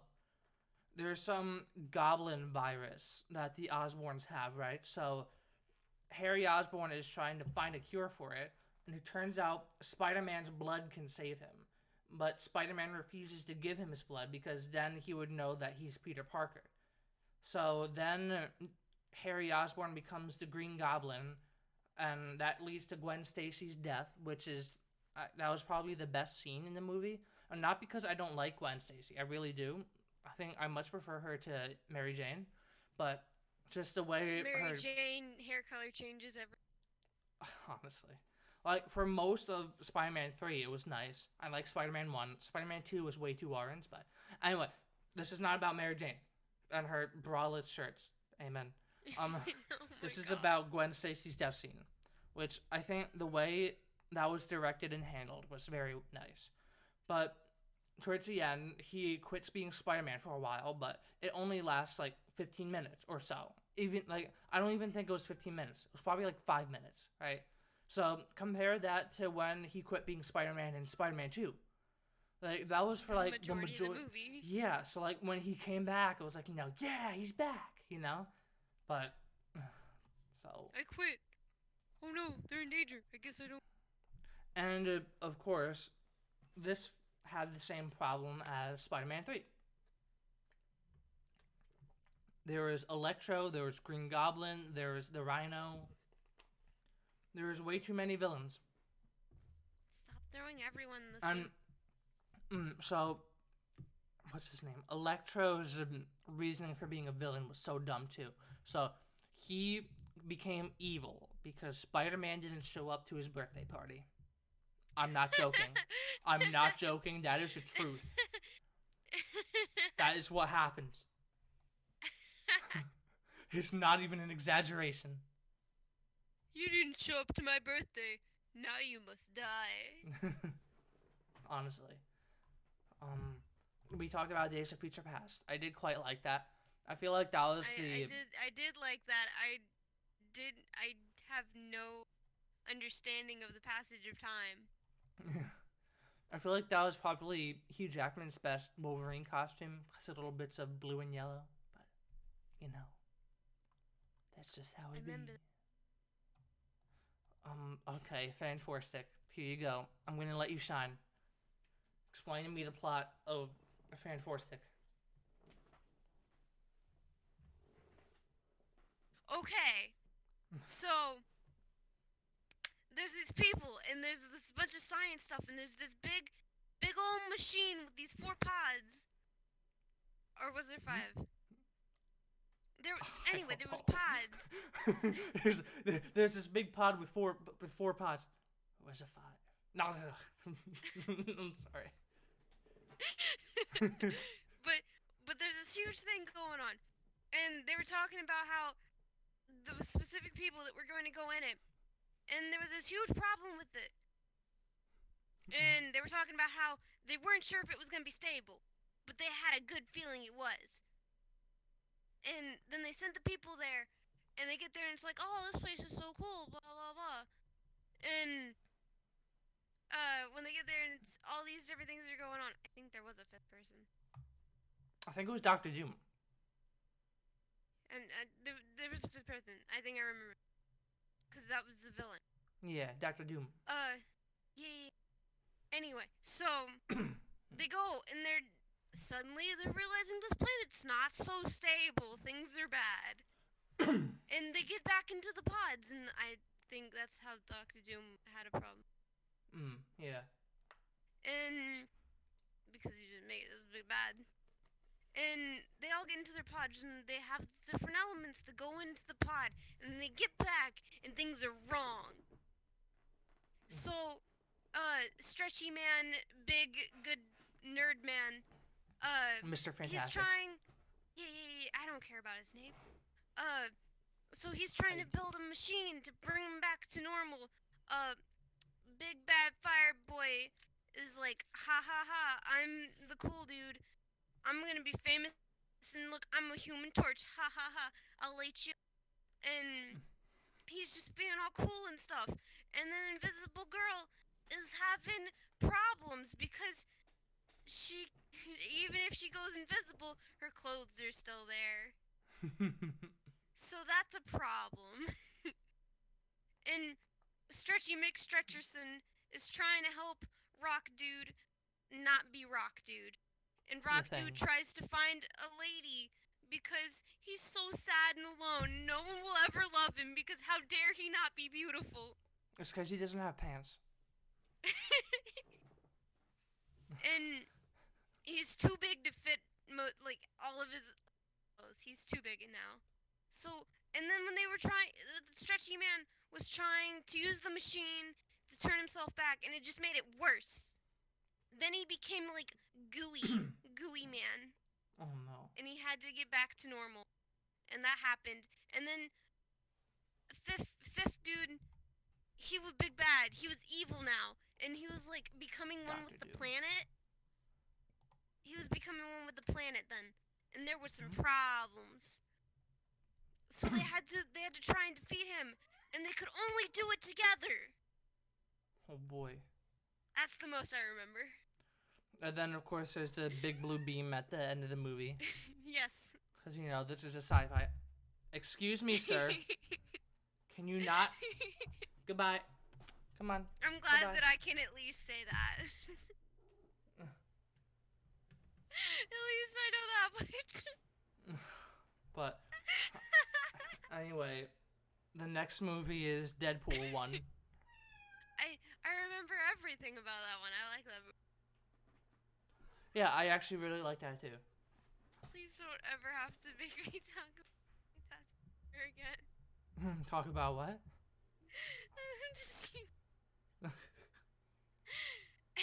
What are you the fact talking that about? I remember that much about the movie. Honestly, that's very disappointing. I remember like some of the small stuff that was in that movie too, which is bad. Oh no. But But I remember they tried to make a reboot too. yeah. Anyway, I remember the reboot. Deadpool. Why do I remember the reboot? Deadpool. Oh, Deadpool was good. Yeah, I quite liked it. Like, it's one of those things where it's like, I don't like. I have the memories of it in my head, but it's hard to put into words. But I know I liked it. But I Ryan remember. Reynolds does good. I remember he was rooming up. He was roommating with the blind lady, and there was a cure to blindness in the floor. But yeah, it was a very good movie. Now, Batman v Superman is a movie I enjoy very much. I'm upset with that movie. So, I have so many bones to pick with that movie. Main one being Superman didn't die by Batman. But Batman doesn't kill. I don't care. Alright, so let me try and summarize the plot. Okay. So this movie's coming off of Man of Steel. We're dealing with the ramifications. Now, in a lot of the movies, like, you have events that, like, destroy a lot of the city or will cause a lot of damage.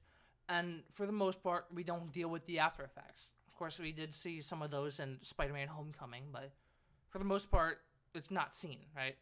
So, with this one, we immediately get the ramifications. They bring Superman to, I don't think it's court, but to the Pentagon, something like that. The world hates Superman, and we see that with Lex Luthor and Batman. So, I like understand. how they did Lex Luthor. Really? Yeah. Interesting. I actually liked him because I just like the thought of the way he was. I like how he was just being maniacal.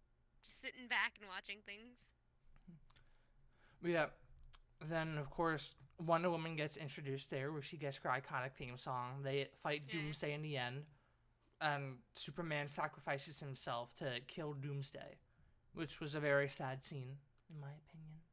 Meh. As someone who liked Man of Steel, it brought a You're like, I like Man of Steel. I've never watched Man of Steel. I'm just angry that Batman stopped and didn't kill Superman. No. But yeah, we got to see Frank Miller's Batman suit in the movie theaters because Frank Miller, he wrote The Dark Knight Returns, which is what the Batman v Superman part was based on, right? So, in the Dark Knight Returns comic book, there was a part where the government wanted Superman, because Superman was a pawn for the government in that comic book. They wanted Batman to be brought in because he's a vigilante. He's not trusted. He's not with the government. So Batman gets the help of Old Man Green Arrow, and he beats the ever-loving shit out of Superman. And there's this one line, which I think they quoted in the Comic-Con panel that announced it, where it's like, in your deepest, darkest moments, I want you to remember the one man who beat you. And then Batman fakes his own death, pretends he has a heart attack. But, yeah, it was good. That's what Can't Superman, can he tell your heartbeat and stuff? Yeah, Batman stopped his heart. And then, of course, there is a funeral scene, which, of course, Catwoman was very upset. Like, she was saying to him, "You're the one who killed him." But then Clark Kent and the new Robin, Carrie Kelly, was at his grave, and he saw, there was a heartbeat, and he just kind of looked at her and smiled, and he flew off. But yeah, the batsuit he's not dead. Yeah, the batsuit that he used during the fight with Superman, it's the same one, I guess a more modern version, but the same one from the Dark Knight Returns comic book. So, which actually, I don't know, I'm sure he took it off for the warehouse fight, but that suit would have been useful during the Doomsday fight. Just an idea. Doomsday, that's the type of dude that you want to use that armor for. But no, then I wish he had just Krypton spear his head. No. Would have been good. Martha who? But no, and then I mean, I'm fine with Doomsday's design. I don't hate it as much as other people, but there should have been a lot more spikes. Speak. Like, actually, let me bring up the comparison.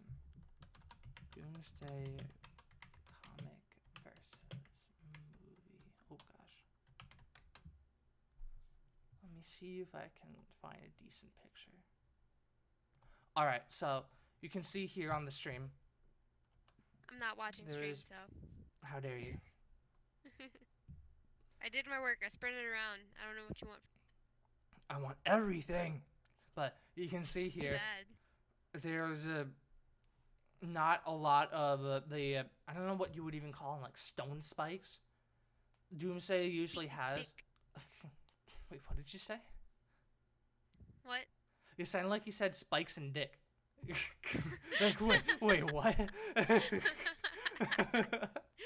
Spikes and dick, that's something else. I mean, he doesn't have pants in this either, so. But, well, he doesn't have as many spikes as he should. Like, Doomsday usually in the book, or not in the comic books, he has like a spike beard. But he did not have that. He looked like a troll from Lord of the Rings. But, but you know, I thought it was fine. I mean, the fight scene itself was amazing. But, yeah, what I was talking about before is that in these movies, Superman really feels like you know, a version of Christ, Jesus, because you look at it, he is the one who's prophesized to save humanity, that people are gonna follow him, and then they reject him, they hate him, and they try and kill him, and he eventually does die at the hands of man. Which, I mean, you can say, well, Doomsday is not a man, but he was created by Lex Luthor, so they kill him, and then he gets brought back to life. But there was this one good Reddit comment that I'm not gonna take the time to go find, but it explained it a lot better than I did. But yeah, Superman is Jesus. Superman. But Superman. Superman and Bootman. Superman v Bootman. Dawn of Juice. Superman v Bootman. Dawn of Juice. That's so. I like that. Anyway, X-Men Apocalypse. What did you think of that? Trying to remember the. I think I do, but. There's a big bluish purple man from ancient Egypt. What's his name? Quicksilver was trying to find Magneto and decided in the end not to tell him that he's his son. Oh yeah. Yeah. What'd you think of that? I don't really care for it. I mean. Yeah. It was okay, but it wasn't impressionable. Yeah, like it certainly wasn't amazing. You know, it was passable. But talk about a movie that's not passable. Suicide Squad. That movie. A few of the songs that were in it I remember, and like I liked them before the movie, and then after the movie I didn't like them as much. So you know, these songs are tainted now. But it's like with Country Roads and Fallout 76. But no, I mean, I really don't like the director, David Ayer, or Ayer, whatever. He seems like a real dick. Jared Leto as Joker was awful. I mean, how would we know he's damaged if he didn't have a damaged tattoo on his forehead? But that's so bad. I did like that Batman was. He was the one that was bringing everyone in. Yeah, I did like Ben Affleck's cameos from that. I like how everyone had a grudge against Batman, except To be fair, for who Diablo. doesn't? But Diablo yeah, didn't care. Harley He turned Quinn himself in. was okay. I mean, I liked it when she took off her shirt. That's the best I can say. Sir. Sir. I'm disappointed in you. Why? Disappoint. But also, Jared Leto's a dick too. He sent dead rats to his castmates. Yeah, that's kind of. Yeah, that's gonna have to be a no from me. But Logan, I remember everything about that movie. all right? Why don't you synopsisize it for me? You want me to just give you another rundown of a movie? Yes, the Okay, classic so Tory rundowns. let me give you another rundown. I'm gonna have to start putting timestamps for these. Do it. I love doing those timestamps. So, Logan. We start off. I don't remember how we start off, but we start off. I that's. don't remember how we start off. But anyway, so I do remember. Okay, so Logan Wolverine, my boy, he's a driving people around. Like he dropped people in a nice car, looks all nice. And he's basically being a cab fare, but with a nice car. And he's driving people around. He's doing his job. And some jerks come up and they're like beating him up and messing up his car, being some real jerks, and they're mean. And Logan's practically living out of this car. Yeah. And my poor boy. And then we find out that his healing stuff, it isn't working like it used to. Mm. So very Getting sad. old. He's just he's getting old. Some things are going wrong. He's not as he used to be. But he's still got problems and he's still Wolverine, but it's just he doesn't heal like he used to. It hurts. Yeah. So getting out the claws hurts. Yeah, it does. And it's like, ow, big pain. This hurt. And he doesn't heal as good or as fast. And so he manages to get back, and Xavier, my boy, in the wheelchair, he's going crazy. Yeah, he has Alzheimer's. Yeah, he going crazy. And turns out when he has some of his moments, it tears the world apart. That's real bad. And poor albino boy, he's stuck inside. Oh yeah. And yeah, he was the character, remember? Yeah. They were trying to use him throughout the movie to track down Wolverine and a little girl. But yeah, X-23. yeah. And so they're going throughout all of this, and Logan has to go and help Xavier boy get his meds. So it's like, I gotta give you this shot. I don't want you. And he's just wheeling around in circles, and it's like, dude, please. Please, just take your medicine. You're gonna destroy the world.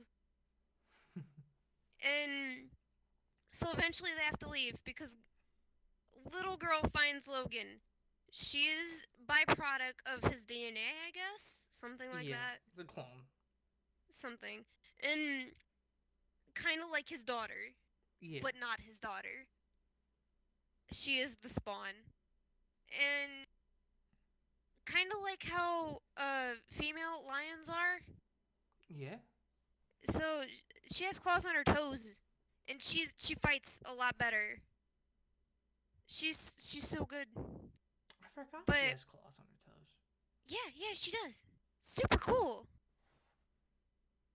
And so she was fighting off these army dudes that are trying to murder everyone. And Logan has to get her and the wheelie man. Gotta get him out. It's like Gramps and Dodd. I gotta Baldwin. go. And they left albino. Oh. He just couldn't. I mean, he did give the little girl cereal. Aw. But so then albino boyo gets used out throughout the rest of the film to try and hunt him down, and he's a failure, and I think they kill him. That sounds about right. Yeah. And so Logan's trying to take care of these two people. They end up going. Turns out a bunch of the trucks and stuff are robot now, and they don't need humans. And a group of like a family that were transporting horses, they got ran off the road by one of these robots. And so they're having problems. Logan doesn't want to help, but they end up helping anyway. And Logan's trying to be like, "Oh, that's my grandfather, and this is my daughter." They help wrangle up the horses. They get taken back. They feed Logan, Old Man, and Dot, and then it's like, "Oh, well, how's you guys? Blah blah blah, whatever." And they try to help, and there's some bad guys there, and things happen, and I think some people die. Sounds about Yeah, right. I think the family dies. Not all of them. Because then they bring in the clone of the perfect clone of Wolverine when he was younger. Yeah. It's No, hold on. Okay. Okay. We're not there yet. Fine. It's like, so things happen. They do introduce that guy, and it's very bad.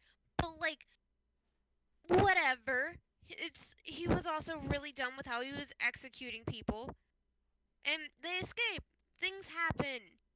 He killed Xavier, doesn't he? Hush you! Ah! So they get to like a hotel place, and the army people are coming, and my boy, the wheelie man, he didn't take his medicine, and so it's having effects that are just destroying human beings in time and space, and just the world is dying.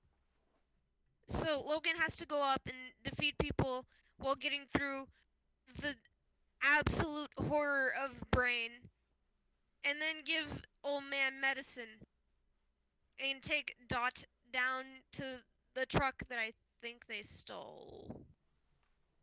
And then they start driving away, and they have to go find another place, and bad things happen yet again. Daughter's trying to be like, we have to go to this place in a comic book, and Logan is saying it's not real, it's a comic book, shut up, you're dumb. And then Logan starts to see all this dumb stuff with her mom, and how emotional things are, and the fact that bad things happen. Logan also starts watching different stuff that was from the mom, and getting all these notes and things. And he just really doesn't care. He doesn't want to know. He doesn't want to deal with it. And I think at some point, Old Man, Wheelie Man is gone. Yeah, I remember he does die. Yeah. I don't remember exactly when it happened, but it did. I think it was in the house, because there's the family. Sir, I'm not done yet. Well, I think that's when he dies. Whatever. And God. So then he decides, fine, whatever, kid, we'll go find this dumb magic book place. And when they go, they realize he didn't want to go, and I think he ends up getting there without his will. He was transported there without wanting to be. And the kids are trying to take care of him because he got beat up. Because of course he got beat up. And then he's realizing all these kids were clones and stuff, whatever. And they're all showing oh, they have special powers, blah blah blah. And the perfect clone of Logan comes in, and it's like, this man is evil. We're all trying to get you across the border to, I think it was Mexico. Mexico? I think it was actually Canada. I don't know. Also, it was I hope the you border. know they meet the kids after Xavier dies. I know that part. Okay, then it was I already after the said family. he's dead. I already said that he was dead. I was before telling this you part. that. No, I was saying before that he shush! died at the family. Shush! Shush! And so they get there in this battle in the forest, and Logan dies. He gets straight up stabbed on a tree.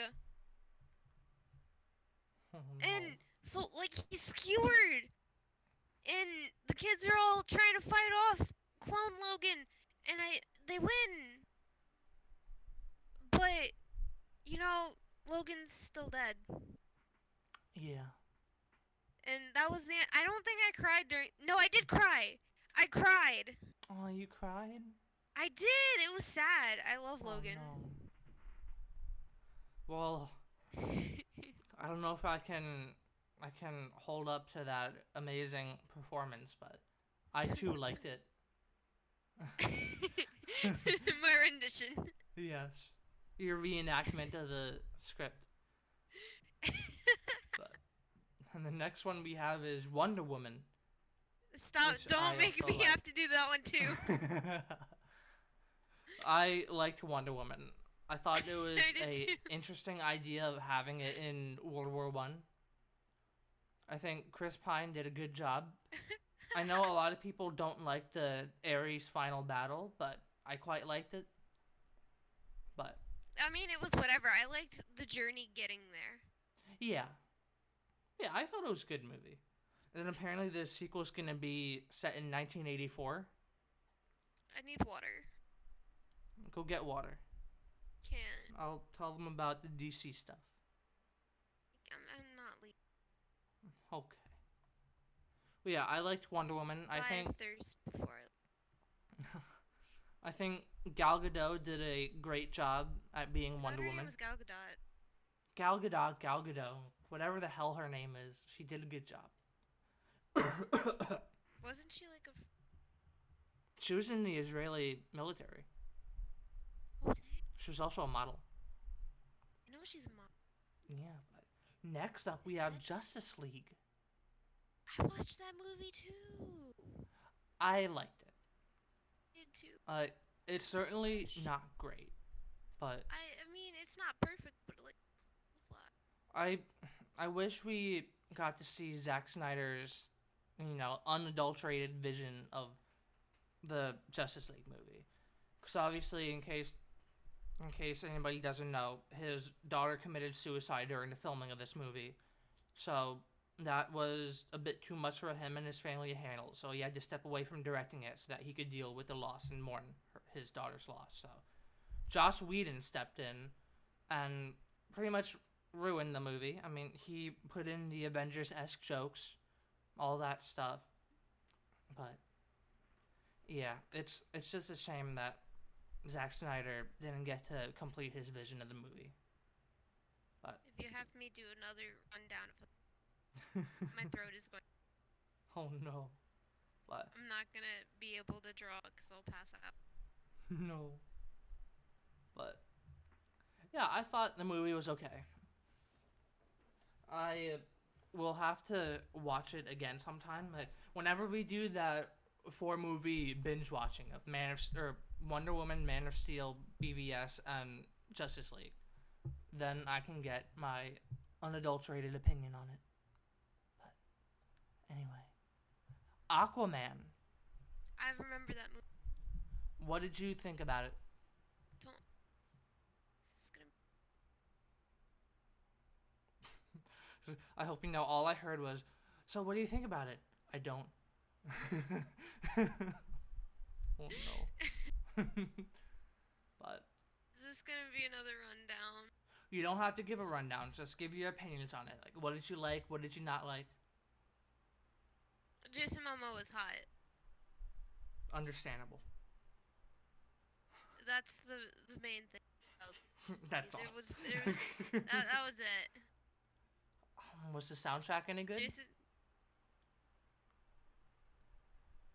I don't really remember it, which is the sad thing. Okay, so I'm gonna take that as a no. I mean, it could have been. I mean, it wasn't a movie that I'd recommend people go see if they want like story or anything. If you want to watch a hot guy in water, that's a good movie. So it's the kind of movie where like if it's on TV, then give it a watch, but don't pay money for it. Don't pay money for it. If it's on TV, maybe watch it. But if you're looking for something to seriously just enjoy, you're not gonna want to watch it on TV either. I mean, It's just if you I've want to heard look at a hot Aquaman, do that. I've heard the action scenes are quite good. Well, yeah, but like hot man, Mm. Yeah, but those muscles. so But yeah, so I have not seen this actually. I really want to, but I have not got around to it. It's 69. I'm sorry. So there's not much to say about that. Deadpool 2. I watched that one. I really like Deadpool 2. I I didn't care for the rate swap for whatchamacallit, Domino, but for what it's worth, the lady did a She good job. pulled it off. Yeah, I think Cable did a good job with it. The plot for it was quite good. The love interest dying. Sad. Yeah. I remember. Did she stay dead? I No. I no, I think No, so. no, she didn't. No, she didn't. No. Oh. Because remember we went back in time and fixed everything? Oh yeah. We talked about this already. Yeah. He killed the old Deadpool. Then he shot Ryan Reynolds in the head so that he wouldn't accept the Green Lantern script. Yeah. He fixed everything. That was a good movie. And then the chorus for when Juggernaut showed up. You know, like, what was it like? Holy shit balls, like something like that. It was But, great. yeah. But yeah, that was a good movie. I quite enjoyed that. Anyway, where was I? Venom. Did you see Venom? I did. What did you think of it? I actually liked it, surprisingly. Oh. So I'm not even. I did like it. It was enjoyable, and you know how we were complaining how they didn't change Venom's voice in the third one Yeah. of the Simmer Me? They did in Venom, Hmm. and it was good. And like Venom had his own thing. It was like he's hungry all the time, and he's living for food. Also, he doesn't want to go back home because home sucks for him, and he's a wimp. And Wait, Tom Hardy or Venom? Venom. Oh. Venom had problems. Tom Hardy, like, he lost his job and he was going through problems. And there was a convenience store lady.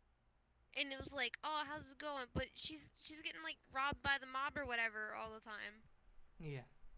And so at the end of the movie, him and Venom, it's like, Venom's like, is that a bad guy? And he's like, yeah. So they go on, I think they didn't murder him. They didn't. Didn't he eat They someone's almost head? Yeah! Yeah. Like, he ate someone's head! It was awesome! And it was really good, and he was just tried to eat, like, they tried to eat a raw lobster, and we're sitting in one of the tanks with all the lobsters in it. Hmm? They were just sitting in them, and a doctor dude and former girlfriend who he made lose her job because he's a reporter man. But so those two were together, and Dr. Man's like, oh, he's one of my patients. He's ill, and he's like, I'm not. There's nothing wrong with me. And he's wearing like this trashy hoodie, and he's having some real problems, and he hasn't slept in a while, and he's just having serious problems, and everything he eats is disgusting to him now. And turns out Venom is eating him inside out because he's really hungry. Oh no. So it's really proving that he's a parasite.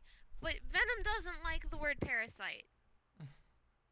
He's like, no, we're partners. I'm not a parasite. Don't call me a parasite. Yeah. And he gets really angry, and he has problem with sounds. We already said that in like ultrasound, fire. Yeah. He had real problems with that, and I'm trying to remember what the gray guy's name was. Toxin? No, I think it was Riot. Oh yeah, Riot. Yeah, and Riot was like big bully man, like the jock. He was And Flash he Thompson. was Oh no. oh no. But he was like a big bully, and then it became a thing of like both Venom and Riot were fighting, while the people they were inhabiting were fighting, and it was just this huge thing. And then at the end battle, it was like Venom was trying to say, "Oh, I'll give myself up for you," and so we all think Venom's dead, but Venom's not dead. He's Yeah. fine. Yeah, And then Riot dies, and we find Red Boy. Red Boy. They set it Carnage. up. Cletus Ah, Cassidy. And it is confirmed that there's going to be a sequel to it, so Carnage I is want definitely coming. it. Yeah. I want it. Oh yeah. So you would recommend My people throat buy it? hurts. Ah, So Venom is definitely a buy. it was good. Yeah. So Dark Phoenix. I think some people really didn't like it though, but I Yeah. What'd you think of Dark Phoenix? I didn't You didn't what? I didn't watch it. Oh, I thought you said you watched all the X-Men movies. Well, here's the thing. They didn't put X-Men in the title. How was I supposed to know? I think a lot of people had the problem with that. You know how much money it made? How much? $65 million. Oof. That's tough. I think that's Could have just been better if they had just put X-Men in the title. I think that's just domestic though. I mean, to be fair, Sansa Stark is a pretty boring actress. Sophie Turner, so she's not exactly the leading role type woman. They didn't put X-Men in the title. How was I supposed to know? I know we said we weren't going to talk about MCU movies, but these two specifically, I think I really want to talk about. Captain Marvel. I didn't watch it. You know I didn't watch it because I've always kept either. saying I'm not going to. I didn't refuse either, to watch but it. I just want to say I own it. Why? I own the movie. I'm just not watching it. Why do Don't I watch own it. the movie? Why do I own it? Because my mom bought it. Your mom is awful then. I feel so sorry for you. But then Spider-Man my Far From Home. I know. Spider-Man Far From Home. Far From Home. Last podcast. Go. Yes. Watch my recap on that one. So here's the thing now. Do you think Spider-Man 3 is better than Far From Home? Yeah. Wow. Oh no. Like, it's sad, but yeah, I do. Okay then. Wow. Alright. Like, Shazam. I mean, visually, hold on. Visually, and how the story was handled, Far From Home did it better. But Far From Home was so disappointing that I hated it so much for the story. Alright. Shazam. Haven't watched I really like this movie. So, something that bothers me in superhero movies is when, like, they say a character is smart, but they're not really. So, like, Lex Luthor, in the comic books, he's one of the smartest guys in the DC universe, right? But he can't figure out that Clark Kent is Superman. Like, it's just the glasses. Like, so you would think, like, oh, well, if he's really that smart, how come he can't figure it out? And in this movie, the characters are actually smart. So, here's the thing. Billy Batson, Shazam, he has a lot of foster siblings, but one specifically, Freddy, is, like, his best friend. He's always with him. And when he got the talk super... about the movie, I'm going to just leave for a bit and grab water, because I want to go into that movie blind. Okay. All right, you go get water. I'll be back. All right. So, with Shazam, is that you have Freddy and Billy, right? And as the movie goes on, there's starting to be more conflict between them because, they're... Whatchamacallit? Oh, I'm losing my train of thought. Because Freddy wants him to show off his superpower so that he could be cool. But they're not doing that, so they're arguing like an old married couple at the dinner table. And then later on, Shazam saves one of his foster sisters, Mary, who's pretty hot, I'm not gonna lie. But So and he knows her name, Mary. He calls her by her name.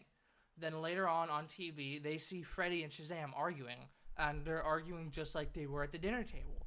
So they put it all together. Well, hey, Shazam knows my name. They're arguing like Billy and Freddy did, so Shazam must be Billy Batson. And it's really interesting how they handle it. And of course, it's always nice to see Mark Strong in movies. You know, it's funny. He was actually he was in Sinestro. He wasn't in Sinestro. He played Sinestro in the Green Lantern movie. So it's interesting that he came back. Of course, it's always nice to see him. I wouldn't mind if he reprised his role as Sinestro, even though he already played a character in the DC universe. But you know, that's just me. But yeah, Shazam is a heartwarming, very nice movie. You just finished? Yep. Oh wow, that was perfect. Yes. I would absolutely recommend watching it. Shazam. But yeah, that's it. We talked about all the superhero movies. There's the animated movies, which... Have you seen any of the animated movies? I don't know. Okay. For DC, let me try and remember... I can't remember all the animated movies, but... Because they have a lot. You're not like me. You can't just give rundowns for just about any movie. There's Under the Red Hood, Batman, All-Star Superman, Superman versus the Elite, Superman Doomsday, Batman versus Ninja Turtles,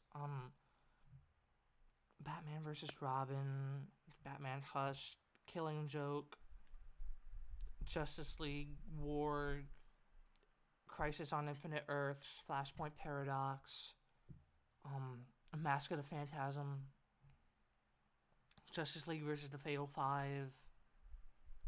Oh gosh, I know there's more Batman movies. The Dark Knight Returns Part 1 and 2. Oh no, I know there's more. I can't remember. But I really like Batman Under the Red Hood, which focuses on the story of when Joker killed Jason Todd and then he comes back to life decades later and he becomes the Red Hood. And there's this really good scene. Like, it's not necessarily a final battle, but Red Hood has a Joker at gunpoint and he's trying to get Batman to kill him. He's saying, I'm not talking about Penguin or Scarecrow. I'm talking about him. He took me from you. Why don't you kill him? And he says, I want to so badly, but if I do that, then, there's no stopping. I'll just kill all of them. But it was really good. Oh gosh. If you kill the worst, that means you'll kill the best. Hello? Hello? Hello? I did an oopsie. It's okay. What'd you do? I accidentally unplugged my headphones. But anyway. Didn't you do that last time too? Probably. But, what other animated movies did I like? DC ones. I liked Superman Doomsday. But there's been this recent trend, right? So I told you before about the Flashpoint Paradox, how it reset the universe, right? So recently, almost all of the DC animated movies have been set in the same universe, and it hasn't been that great at all because it all has the same art style, and art style is kind of bland. But from what I've heard, the best ones from the new animated universe is whatchamacallit, The Death of Superman and A Reign of the Supermen. But it is what it is. And then, have you seen any of the animated cartoons? Nope. None? Nope. And none of the Spider-Man cartoons? Nope. X-Men? Nope. Oh, Tori. No. No. There's actually a couple Green Lantern movies that I liked. Animated. But None that I watched. no. But yeah, I think that's it. Are we done? We've been for a while. We've been going for a while. Over 2 hours. Yeah. Or is it? Yeah, 2.5 hours. I say that's a good run. We talked about a lot. I'd say I need to get ready to timestamp all the rundowns that I've done. Oh no. I didn't really do one for Venom, so I'm not gonna do it. But I did half of one for Venom. Yeah. But Maybe I'll rewatch Venom and I can do a rundown of that one next one. yeah. But Is that what we're gonna do? Let Tori go rewatch movies and come back and do rundowns? listen, next stream is gonna be or maybe all about the new Persona 5 gameplay. Because there is a big 2 hour long live stream showing new stuff, so depending on how much there is in that, that might just be the entirety of the next podcast. But anyway, that's it for today. Thank you for watching. If you like us for some reason, please subscribe. Hit the like button and make sure to hit the bell. Tell us. Yeah. Whatever. Tell us that you've decided to come, and I'd Please like tell us to you know like why we're weird. Please like us. Why? Why? Oh no. But yeah, we'll see you guys next time. Have fun. Bye bye.